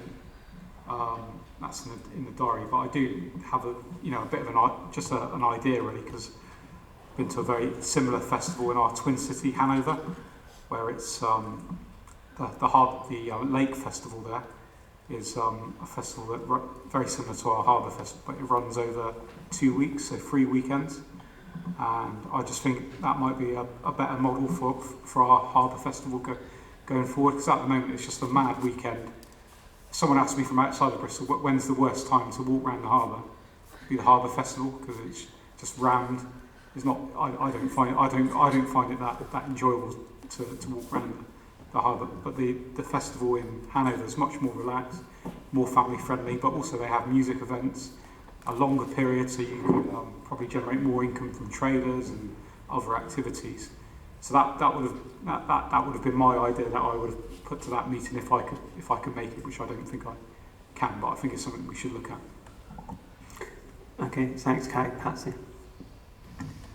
So the events team fall within a different committee. They fall under Public Health and Communities Committee, and they are undergoing that scrutiny and work. The Public Health and Communities Committee is having a commercial review with the services within their remit, which include events. So, we have to be careful, the conflict of where that responsibility for events lies, and that is under Public Health and Communities Committee, not in the Harbour Committee. However, we're very happy to bring the Harbour events to the Harbour Committee to scrutinise. However, what I do have to say is, Kai, we had a discussion earlier around that very thing about the Harbour Festival being extended over 3 weeks. Now, John Martin, the manager for events, would want me to say that one thing we have to be careful of is June, July and August, Bristol is event heavy. We have events virtually every weekend. If we have conflicting events, we have cancellations. If Love Saves the Day wants the weekend after, and we say we're running the Harbour Festival over 3 weekends, they will not have the event because there's conflicting tickets, there's competition. So the major events that come to Bristol want to be the only major event at that time. So we cannot have conflicting events booked in for the same weekends because we just get cancellations. The ticket sales fall. We saw that last year when we tried to do that. As in regard to the Harbour Festival, yes, it's very, very, very busy. We get 250,000 visitors over 3 days. And, you know, while personally you don't like it, 250,000 people do like that buzz and that, because we have so many people that do attend. So I'm happy for John to come and give us a briefing on the Harbour events, but we do have to be careful of the crossover. The scrutiny around events sits with Public Health and Communities Committee. Yeah, let's say, like, I don't know if I've got the wrong understanding, but my understanding is that this committee is set up to obviously to advise the Economy and Skills Committee on management of the harbour, isn't it? So, and I guess income generation from harbour land, which includes events, is within our remit. So I think it's fair that we do scrutinise that and what income we're receiving from those activities. And yeah, just on the harbour, I hear your arguments why that might not be possible, but I would definitely like that to be sort of considered. And I guess if you pick the right weekend, it might be possible. But I'm happy to be told why it's a terrible idea, and why it's going to cost us a load more money, and why it would sort of ruin a festival or whatever. But I think having a sort of longer festival, maybe a bit more maritime focus over a longer period, you could attract more visitors in a relaxed way over 3 weekends, and you've got all the setup costs for a weekend that you can spread across 3 weekends. So I think it's a good idea, and I'm happy to be told why it's a terrible idea. We will be very happy to have that conversation at the briefing we've set up with the organisers, and they will be able to respond to that particular query. And I totally agree that it is within this committee's remit to scrutinise the harbour events, and that is why we had, under our commercialisation review that the Harbour Committee held, we made sure that events were there presenting all of the events that happened across the city, including harbours. I'll just say one final thing on that. Obviously, the events team are looking at the interests of the whole council, aren't they? And all events across the city. Whereas we've got a very specific focus to make sure we're maximising the benefits of the harbour.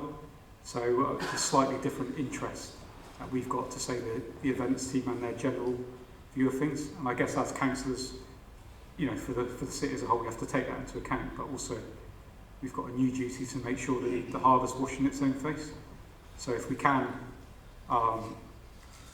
put more pressure on to generate more income from that revenue source, then I think we've got a duty to ensure we're doing that. And even if it does affect, it might affect events elsewhere, I guess we'll probably have to weigh that up at the time, won't we? But we do have a duty to make sure we're acting in the interest of the harbour, don't we? So I think public health communities would not be happy if we prioritise the harbour over parks, who they're responsible for, and events also contribute to that, and it's within their remit. So it is conflicting. It's managing all of those conflicts. And I share an office with the chair of Public Health and Communities, so might have awkward conversations later. I am also trying to work out how I can swing a 2-week research trip to Hanover to fully immerse myself in their festival and see what I can bring back. I had Annie and then Patrick. Thank you. Please never say it's a bad time to visit Bristol during the Harbour Festival. That's not the message that we want coming. It's not the quote you want in the press. It's a bad idea. The thing I wanted to ask about was in this, it says that the economic impact for the city is about 5 million for the Harbour Festival. It'd be really good. Do we have the data for the economic impact on the city for the other events that we have in the Harbour, beyond the Harbour Festival? We do, Because great. I mean, I assumed you would, but it'd be really good to have them and see them, because that, I think, would help us as well. Hold that line and sort of raise the importance of the harbour as an asset for the city and how much of all of this it comes. And I assume as well, one of the problems with having the Harbour Festival longer, if we don't get any fees into the Harbour Authority from the Harbour Festival, that if we had it for a longer period of time, that would be a longer period of time that we wouldn't be able to get fees for that activity.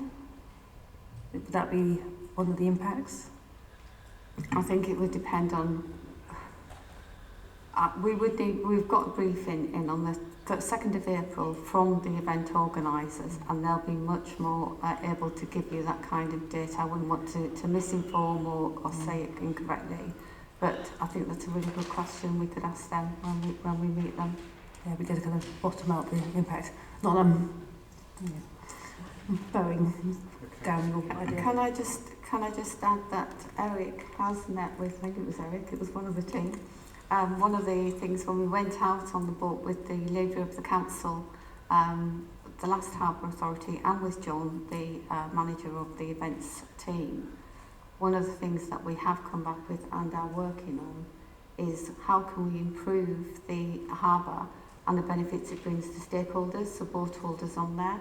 So we used to do very special things for both visitors and people in the harbour, where they used to have events. I've met with the chief exec or the new chief exec of SS Great Britain, and we're looking how we can potentially package a harbour attraction ticket, where if you are a stakeholder, a boat holder, a visitor for the weekend, you can actually buy a package that allows you to enjoy all of the elements of the harbour, which will definitely help not just the Harbour Authority, but stakeholders within the harbour.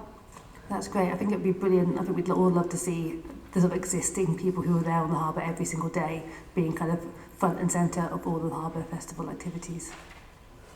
Thank you very much. Patrick. Thank you. I'm slightly aggrieved because that conversation just there preempted almost exactly what I wanted to say. We've got the Harbour Festival, you know, I love it, it's brilliant. Sorry, Kai. But I do think it's one of the highlights of the year, events-wise, in the city. Maybe we shouldn't have it longer, but I think definitely over a wider geographical area. Right now, we use the area around the amphitheatre and Queen Square for some reason, and some stuff on College Green and so on.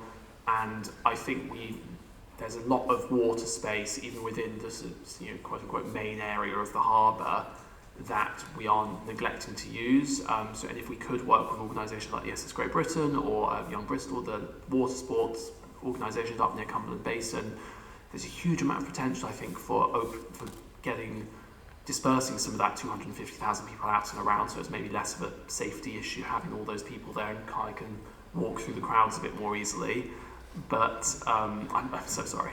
But I think we can try and build in more. We can get more input from the community, including the boating community. Have that regalia going up and down the harbour. Have boat rides, discounted tickets to the SS Great Britain, all that stuff. I think the Harbour Festival is a real opportunity for us to celebrate all aspects of the harbour, not just the bit between the amphitheatre and the Amshed. Last year it was our first Harbour Festival with our new provider, so I'm really sure that when we meet with them on the 2nd of April, they'll be really keen to hear all ideas. Thank you. Any other comments on this? I think we've all heard loud and clear a desire to have more detail at either future briefings or in future papers. But for the moment, is there any other comments? No. Okay, so we can note that and move on to the Harbour Master's quarterly report. So is this Pete? Okay. Really, there's not much that I want to add to the report, but I do want to draw everybody's attention to the fact that we're carrying out a consultation period, an engagement period on our pilotage act, or, sorry, not pilotage act, pilotage directions.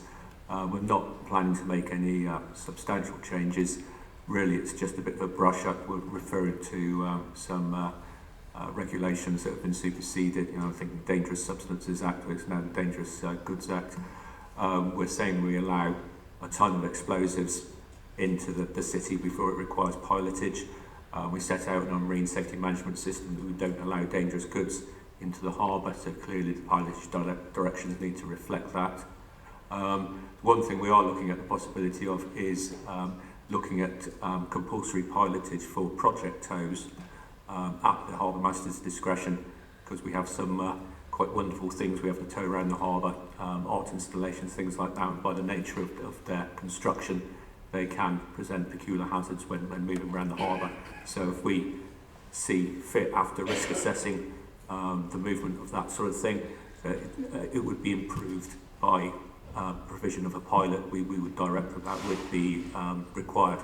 But as I said, it's in the engagement process. We've got it in that stage until I think the 5th of April, at which point we're going to sort of firm it up a little bit. I've met with the Bristol Pilots Limited, as they call themselves now, and I'll be speaking to the Bristol Port Company next week, and I'll be bringing up the review we're doing on the directions at the moment. Thank you, Pete. Patrick. Thank you, Pete, for that explanation and the report. I think it's all pretty self-explanatory. Could I ask you to repeat what you just said about a ton of explosives, please? I wasn't sure if I heard that right. Yeah, the thing is that we haven't really had a proper review of pilotage directions. We basically ate what the Bristol Port Company had for the River Avon. It wasn't really written down anywhere. We recognised that as an issue back in, I think, 2014, 2015.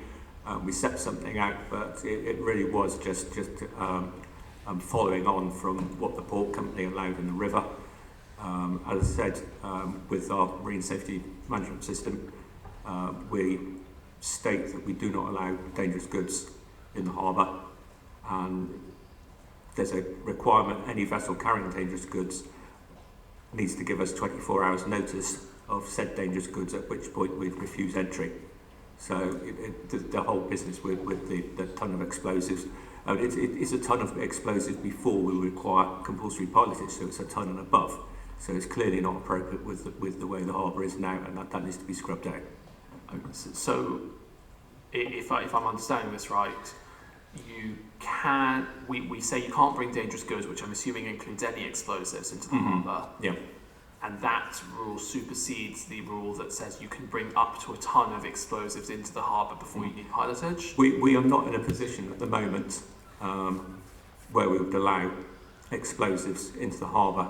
There is a contradiction within the current pilotage directions that will be removed.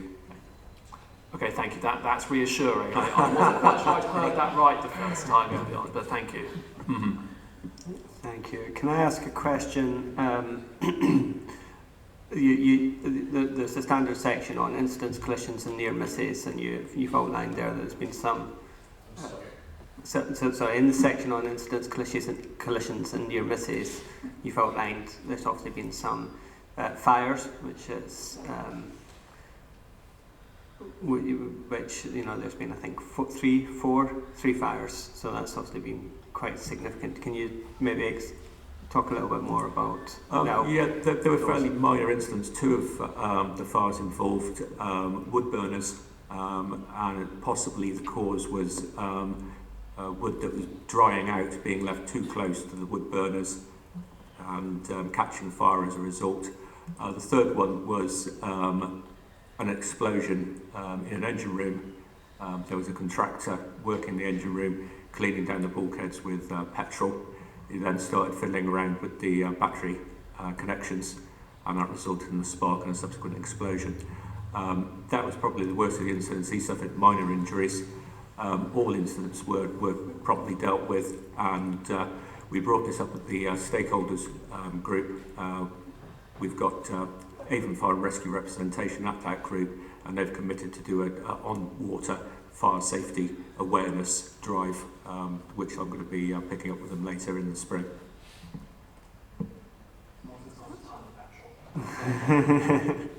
Thank you. And just sort of related to safety, and one of the public forum statements talked about speeding in the harbour. So obviously we get reports when there's near-miss incidents or collisions. What's the sort of reporting mechanism for if people are going at excessive speed within the harbour, and how are those dealt with? Yeah, the reporting mechanism is anybody involved in a collision or near is required to report to the Harbour Authority at the earliest convenience. We then have to investigate. We've got one of our KPIs within the safety systems that we investigate within a week and close within a month, which largely we're able to do.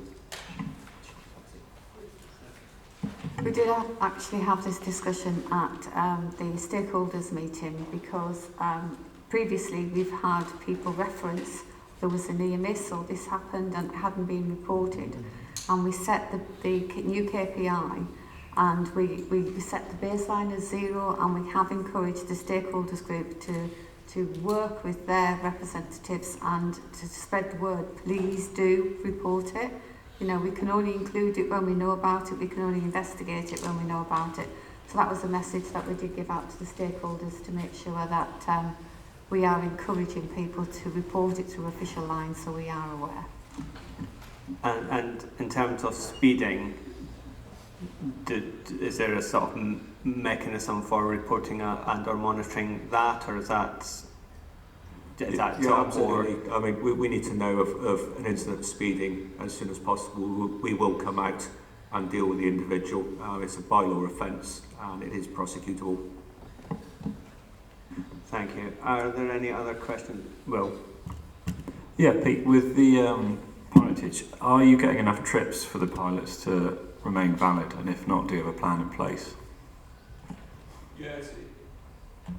Yeah, it is a bit of a struggle getting the trips in place. I mean, what we do is we bring the pilots up to Bristol, and we take them out in our boats by giving them the trips around the harbour. It's not about their level of skill, that's not really in question. It's really just familiarity with the harbour and its peculiar nature with the hazards that we've got present. Okay. Any other questions on the... Go on, Annie.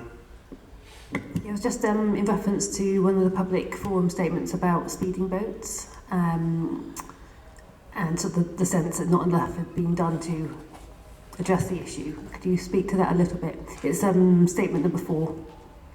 Yeah, I recall the statement. This is something that the gentleman's come to me to basically talk about. We have a rowing club operating in the harbour, and they have chase boats, which are basically coaching launches, and they are permitted to exceed the speed limit in order to keep up with the rowing boats they're coaching. That said, they shouldn't be causing any problems for other boaters if it's being used in an inconsiderate manner.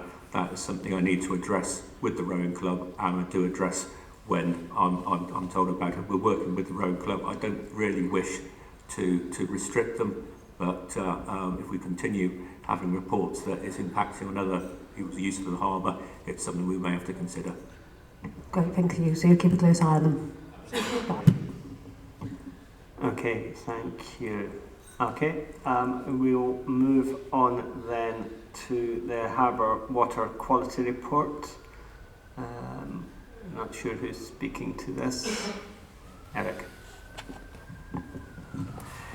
Yeah, I mean, in summary, the report tries to pick up the complexities of the issue a little bit more.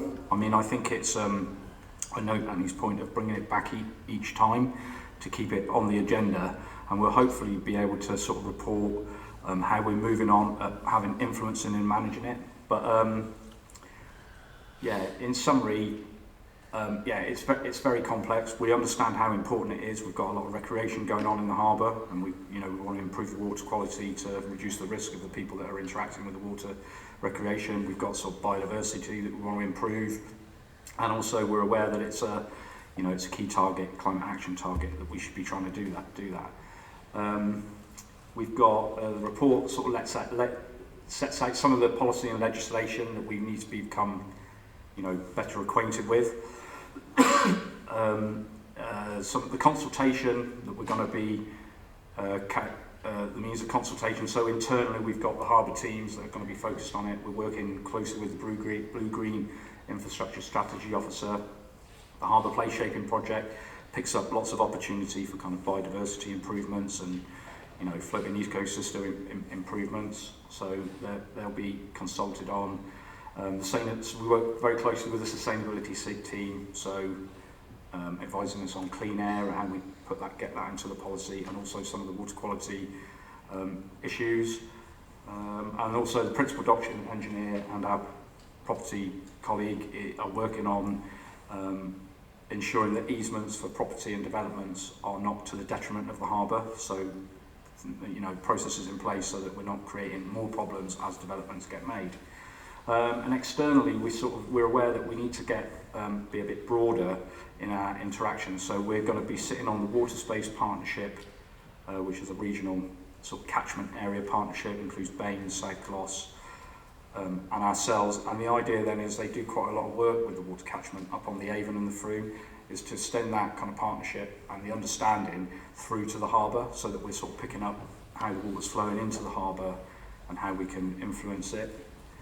I think we've got a KPI in our, we've got a KPI set, which is very, very broad. It's that, we meet biological standards 75% of the time in a certain area. And whilst we understand that it's not a great sort of detailed KPI, it's a good kind of indicator. And if you look back over the years, you can clearly see the water quality improvements, with the testing that's been going on over the last, I believe 18 years. It is improving. So we'll keep that KPI in there, but I think it's an acknowledgement that we're just going to evolve our sort of understanding and try and improve how we can influence that. I think the report also picks up, that said, we've got limited capacity to do this, capacity and skills, to be honest. I mean, we can, we go out and do the water quality testing, we can work on the easements, but I think that we are aware that we need to bring additional skills and resource into the service to have a really, really good impact on this. And I think that's something that we're going to, and it's the Environment Agency's ultimate responsibility for water quality as well. So it's just sort of working out how we can influence and affect the management of that and improvement. Thank you, Eric. Are there any comments or questions on this report? I was just going to add a broad question. Aside from involvement in the Clean Rivers Working Group that's been established, presumably some of this work will fall into the sort of 5-year business plan as well. I'm seeing nods. For the record, I'm seeing nods. Are there any comments or questions on? No. Okay. Well, in that case, we consider it noted. Thank you. Thank you for that. For bringing that. And finally, moving on to Chris, the Headline Act, Bridges and Structures. Okay, so this is a £16 million Challenge Fund project which commenced generally in 2023. The duration will be completed in end of March 2027. It generally comprises 9 separate structures at various stages. A brief synopsis of where we are at the moment. We've got 3 bridges currently on site. We've got 3 structures that we've completed the work, and we've got 3 to commence. So if I quickly just run through where we are with these various structures. Vauxhall Bridge, we started that in September last year in 23. We're due to complete that in June. This bridge was found to be in a really poor condition. We're looking to potentially replace 75% of all the cross members. These are all bespoke. They're not something you can buy. So we're effectively having to work on a bridge in a fashion where we can only replace so many cross beams at any given time. And obviously we've got to ensure that we keep the integrity into the bridge. So we're generally projecting that we will complete that in 2026. Obviously the costs have increased, but actually when you look at what we're getting in the end, we're going to get a bridge that is fit for purpose for a reasonable capital investment. So I think that has been a good thing to do. This bridge was quite badly damaged in the war, so I think it's important to keep bridges like that still functioning in Bristol. Yarrrr footbridge, that's been completed. That was completed in October last year. We generally were on budget on that. Again, there was quite a lot of repairs to do in that, but we managed to use some new materials and got ourselves to a point where now it was open to great fanfare last year. Bedminster Brew New Bridge. This is one of the bridges where we put in quite a healthy contingency, because it's one of these bridges that was constructed in the 50s and 60s where they used pre-stressed concrete beams, which are liable to catastrophic failure. The good news is we've done all the inspections and assessments, and actually the beams are in a very good condition, so we have the contingency of that will go into other overspends and other bridges. A decision has been made to merge the work on Bedminster New Bridge with the other major city centre project, which will involve both bridges. So it makes sense in terms of network disruption, and also provide some savings that will commence when the major city centre projects is on stream. So I believe that's going to be later on in this year. Langton Street Bridge, known as the Banana Bridge, again, that was found to be in a better condition than we envisaged. We're looking to hopefully have that completed and open in August this year. Again, because this is a listed bridge, we've had to work with Historic England in terms of getting that resolved. The next bridge is similar to Bedminster New Bridge, which is Bath New Bridge. Again, similar kind of construction, has these pre-stressed beams, but again, these were found to be in a good condition, so the contingency that we had in that now can be reutilised elsewhere. The timing of that really, at the moment, we're saying June, but that's very much dependent on the work that's ongoing on York Road Riverwall, which is obviously part of the strategic network. So we would want to get York Road Riverwall works completed to a point that allows us to open up York Road from a network perspective. Moving on to the next bridge, Spark Evans Footbridge. Again, this is probably going to be finished at the end of the year in October. We've had some issues on that, but we've actually executed all the additional works that we weren't aware of. So we're looking again to have a slight increase in cost of that, but that's very much manageable in relation to the overall 16 million. St Phil's Causeway, which is Spine Road, we undertook some of the funding we used to do detailed inspections of this whole viaduct structure. It's 35 years old now, so it's up for its first major refurbishment. We've used information from all these inspections to put together an outline business case, and the outline business case has been submitted to WACA, and we're looking to see that we gain approval for phase 1, which we're calling the substructure. The idea being is that we will do the major capital works of substructure whilst keeping the spine road open, and then phase 2 will be developing the spine road in terms of increasing its capacity and interconnectivity with public transport, potentially putting in a new bus lane. So that has to be developed. So that is something that is in the pipeline. New Brisbane Bridge at the end of the feeder, this we're effectively managing its decline in relation to the works we've done. So what we've done is major strategic concrete repairs, and we've also had to install vehicle containment barriers because we've assessed that the bridge, if the parapets were hit by HGV, that they would fail, and ultimately the bridge could fail. So we've mitigated for those risks.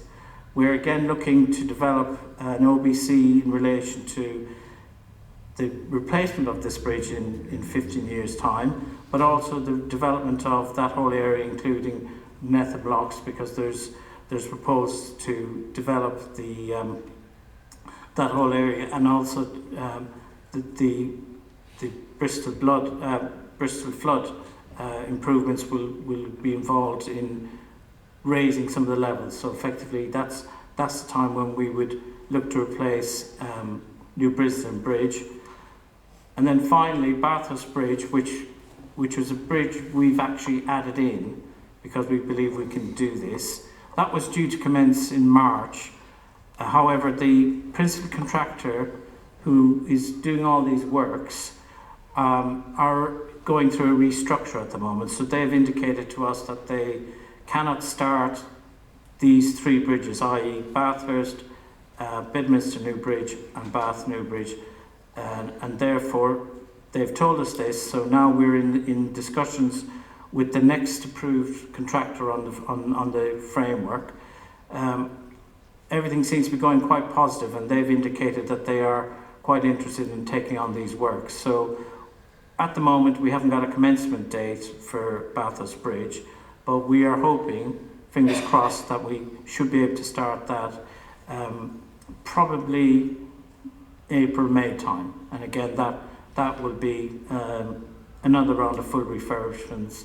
And at the moment, obviously, we've got no spend in it, but once we get that confirmation from this second contractor on our framework, we look to start procuring that work through these contractors.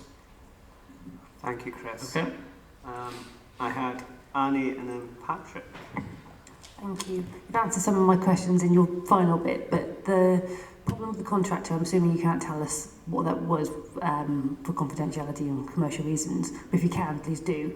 And also, how does that impact on the works that they're already mid-working for us? The contractor that's currently undertaking works have made a commitment that they will complete all works that they've got on site. So they will complete the works that are effectively being executed. What they've said is, because of their own restructure within the company, that they will not take on any new projects, which are these three new bridges. Okay, great, thank you. And I've got another question, which is about the Banana Bridge and the works of the Berry Bridge as well. Will those two pieces of work not overlap, or will there be any overlap between Bedminster Bridge and the Banana Bridge? We should be finished Banana Bridge later on this year, so they won't cross each other. The works to Bedminster Bridge, New Bridge, are being merged into the bigger city centre project, and I believe that is due to be commenced later on this year, although there isn't a firm date as such.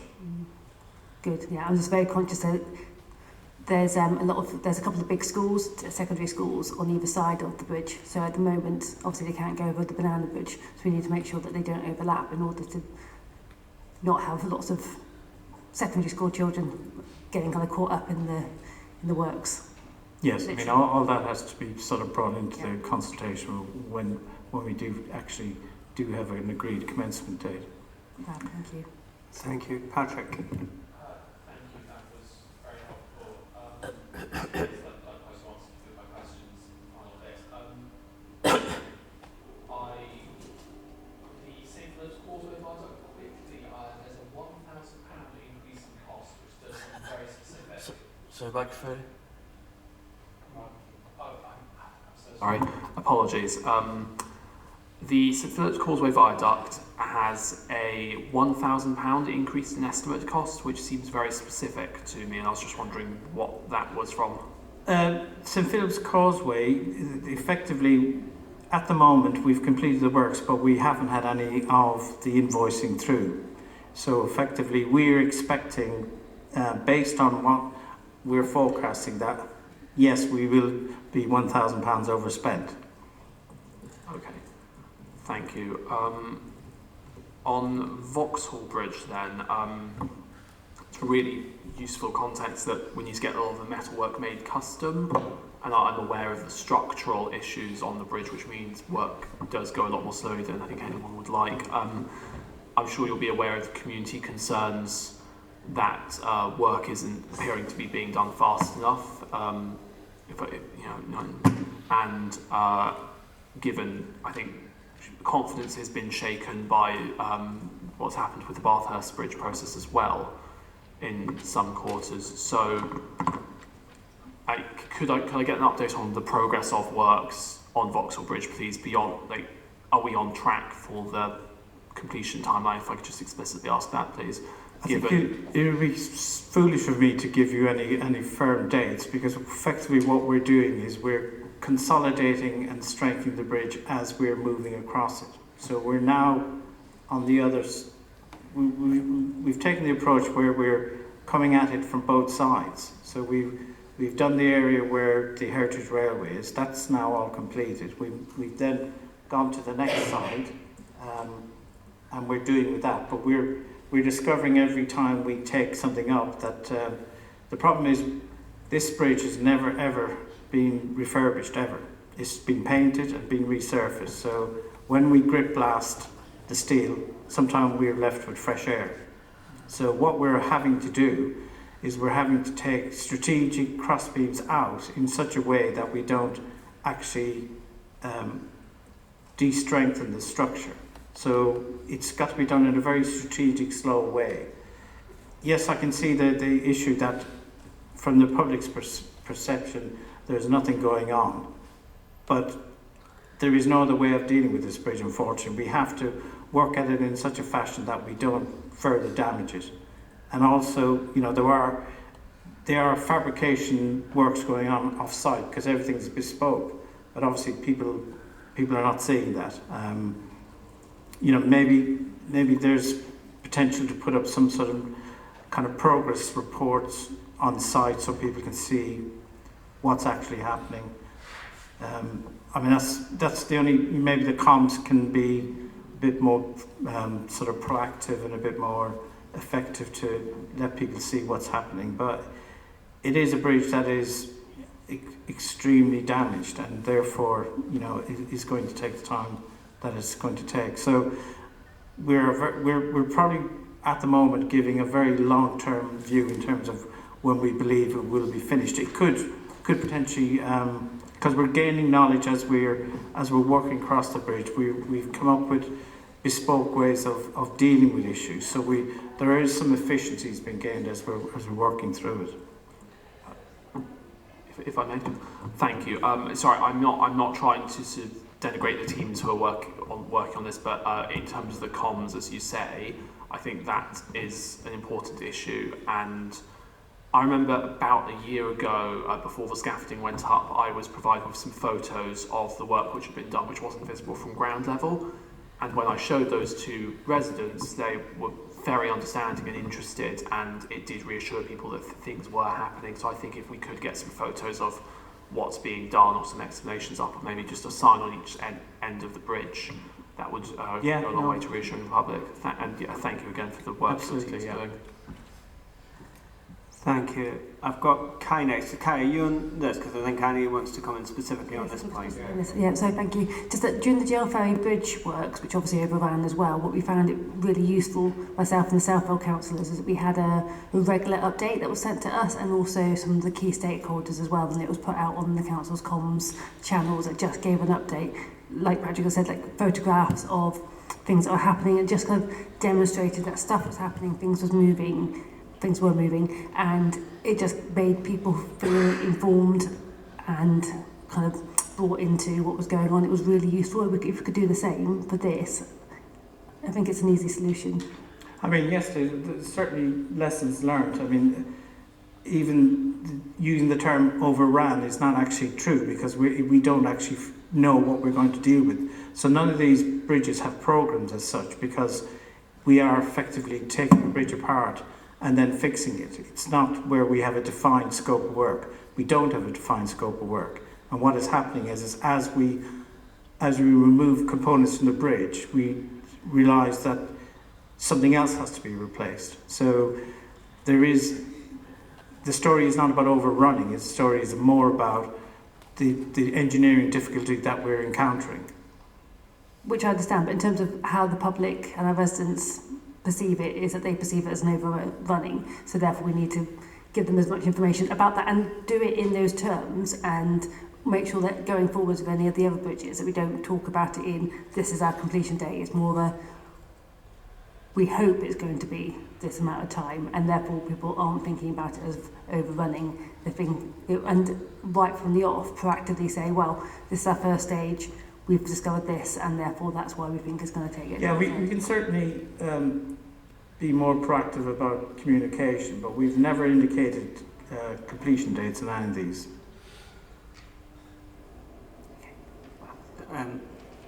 Kai next. Yeah, I just wanted to thank the team really, because if you look at the programme here, it's almost easier to say, name the bridges that aren't being repaired or refurbished or whatever. But yeah, I do think there's a point around sort of expectation management. Yeah, and I do see dates being given and things like that. And we always know that there's going to be stuff that we don't know about that we find.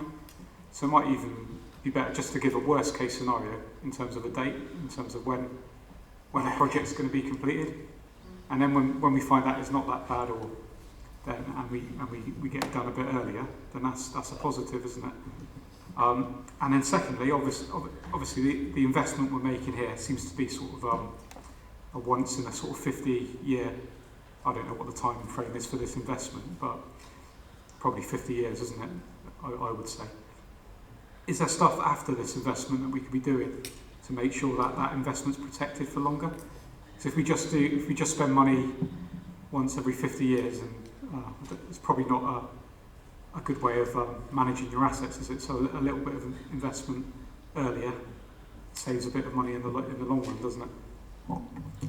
So I'll take those two, Kai. So bridges and structures is also part of my portfolio, and I've worked with Chris for 8 years now, and Chris is and his team and his head of service are constantly bidding for money. I think that while it is inconvenient having these amount of bridges fixed in a short time scale, some of these bridges haven't been looked at in 100 years. And I think it's credit to the team, their tenacity and their planning and their constant bids to, whether it be Challenge Fund, whether it be WACA, to get this money. And of course, you never know how much you're going to get, and you always ask for more than you think you're going to get. And to get 16 million at one point was a great result, both for the team to get on with what they have been raising year in, year out. I think the conflict comes where we were looking to get this through external funding through WACA and central government, but every single year we bid, and Chris will come to me with £50 million worth of capital bids for me to submit every year. And just to put that in context, the whole capital fund that we had to bid for this year was, I think, 14 million, of which Management Place got 90% of it. So they bid every single year to continue this, but sometimes there's other things that just happen. York Road came along, and that was an emergency. We had to do it. We had to reallocate capital funds. So while I absolutely agree with you, there is all sorts of moving beasts in this that you have to try and manage along with planned maintenance. I'm really conscious of time, but Annie has indicated. Did you indicate as well, Patrick? Patrick was ahead of Annie in that case. Thank you, Chair. And yes, apologies about time. I've just seen that. I will echo the huge thank you. It is from Kaida. It is a massive task. I think we're all really appreciative of what the team is doing and what you can do with very limited funds. I did want to quickly ask on Bathurst Bridge quickly. There's obviously some changes being proposed for Prince Street Bridge. Can we ensure that those don't overlap so that we minimise the disruption of a change to use of one bridge and the closure of another, please? Currently, at the moment, there is no plans for Prince Street Bridge in terms of works that we're undertaking. These works we're undertaking are purely the agreed works under the funding we've acquired. Just come back to what Kai said. I mean, it's got to be understood that this is a legacy issue. This is not an issue where we suddenly arrived and decided we want to do loads of work. We have been maintaining these bridges with the funding that we had over the years. And if you bear in mind that the capital funding we have annually is only £1 million, that gives you some context where we have to strategize where to spend the monies. So all I can say is we're in a much better position insofar as we know what these bridges are. Once these are all completed, we have bridges in perfect condition. It won't be a legacy where we won't touch them for 50 years. That won't happen. Our statutory duty is to inspect these every 2 years, do a principal inspection every 6 years, which we will do. What we will hope is that there's further funding from somewhere to deal with more issues, because there will be more issues. The whole of the new cut is the next major challenge for us to deal with. So these are all legacy issues, and if you don't spend money on your infrastructure, you get to this point where things fall over the edge of the cliff. And people don't like it, but there's only one way to fix things, and that's to do it properly. And this is what we're trying to do now. Thank you. Annie, final word. Yeah, thank you. And I will be quick. Yeah, I mean, I think all that we're trying to, I'll speak on hopefully behalf of all of us, all we're sort of trying to highlight is that, like, in the papers today, it has a completion date, and people do pick up on that.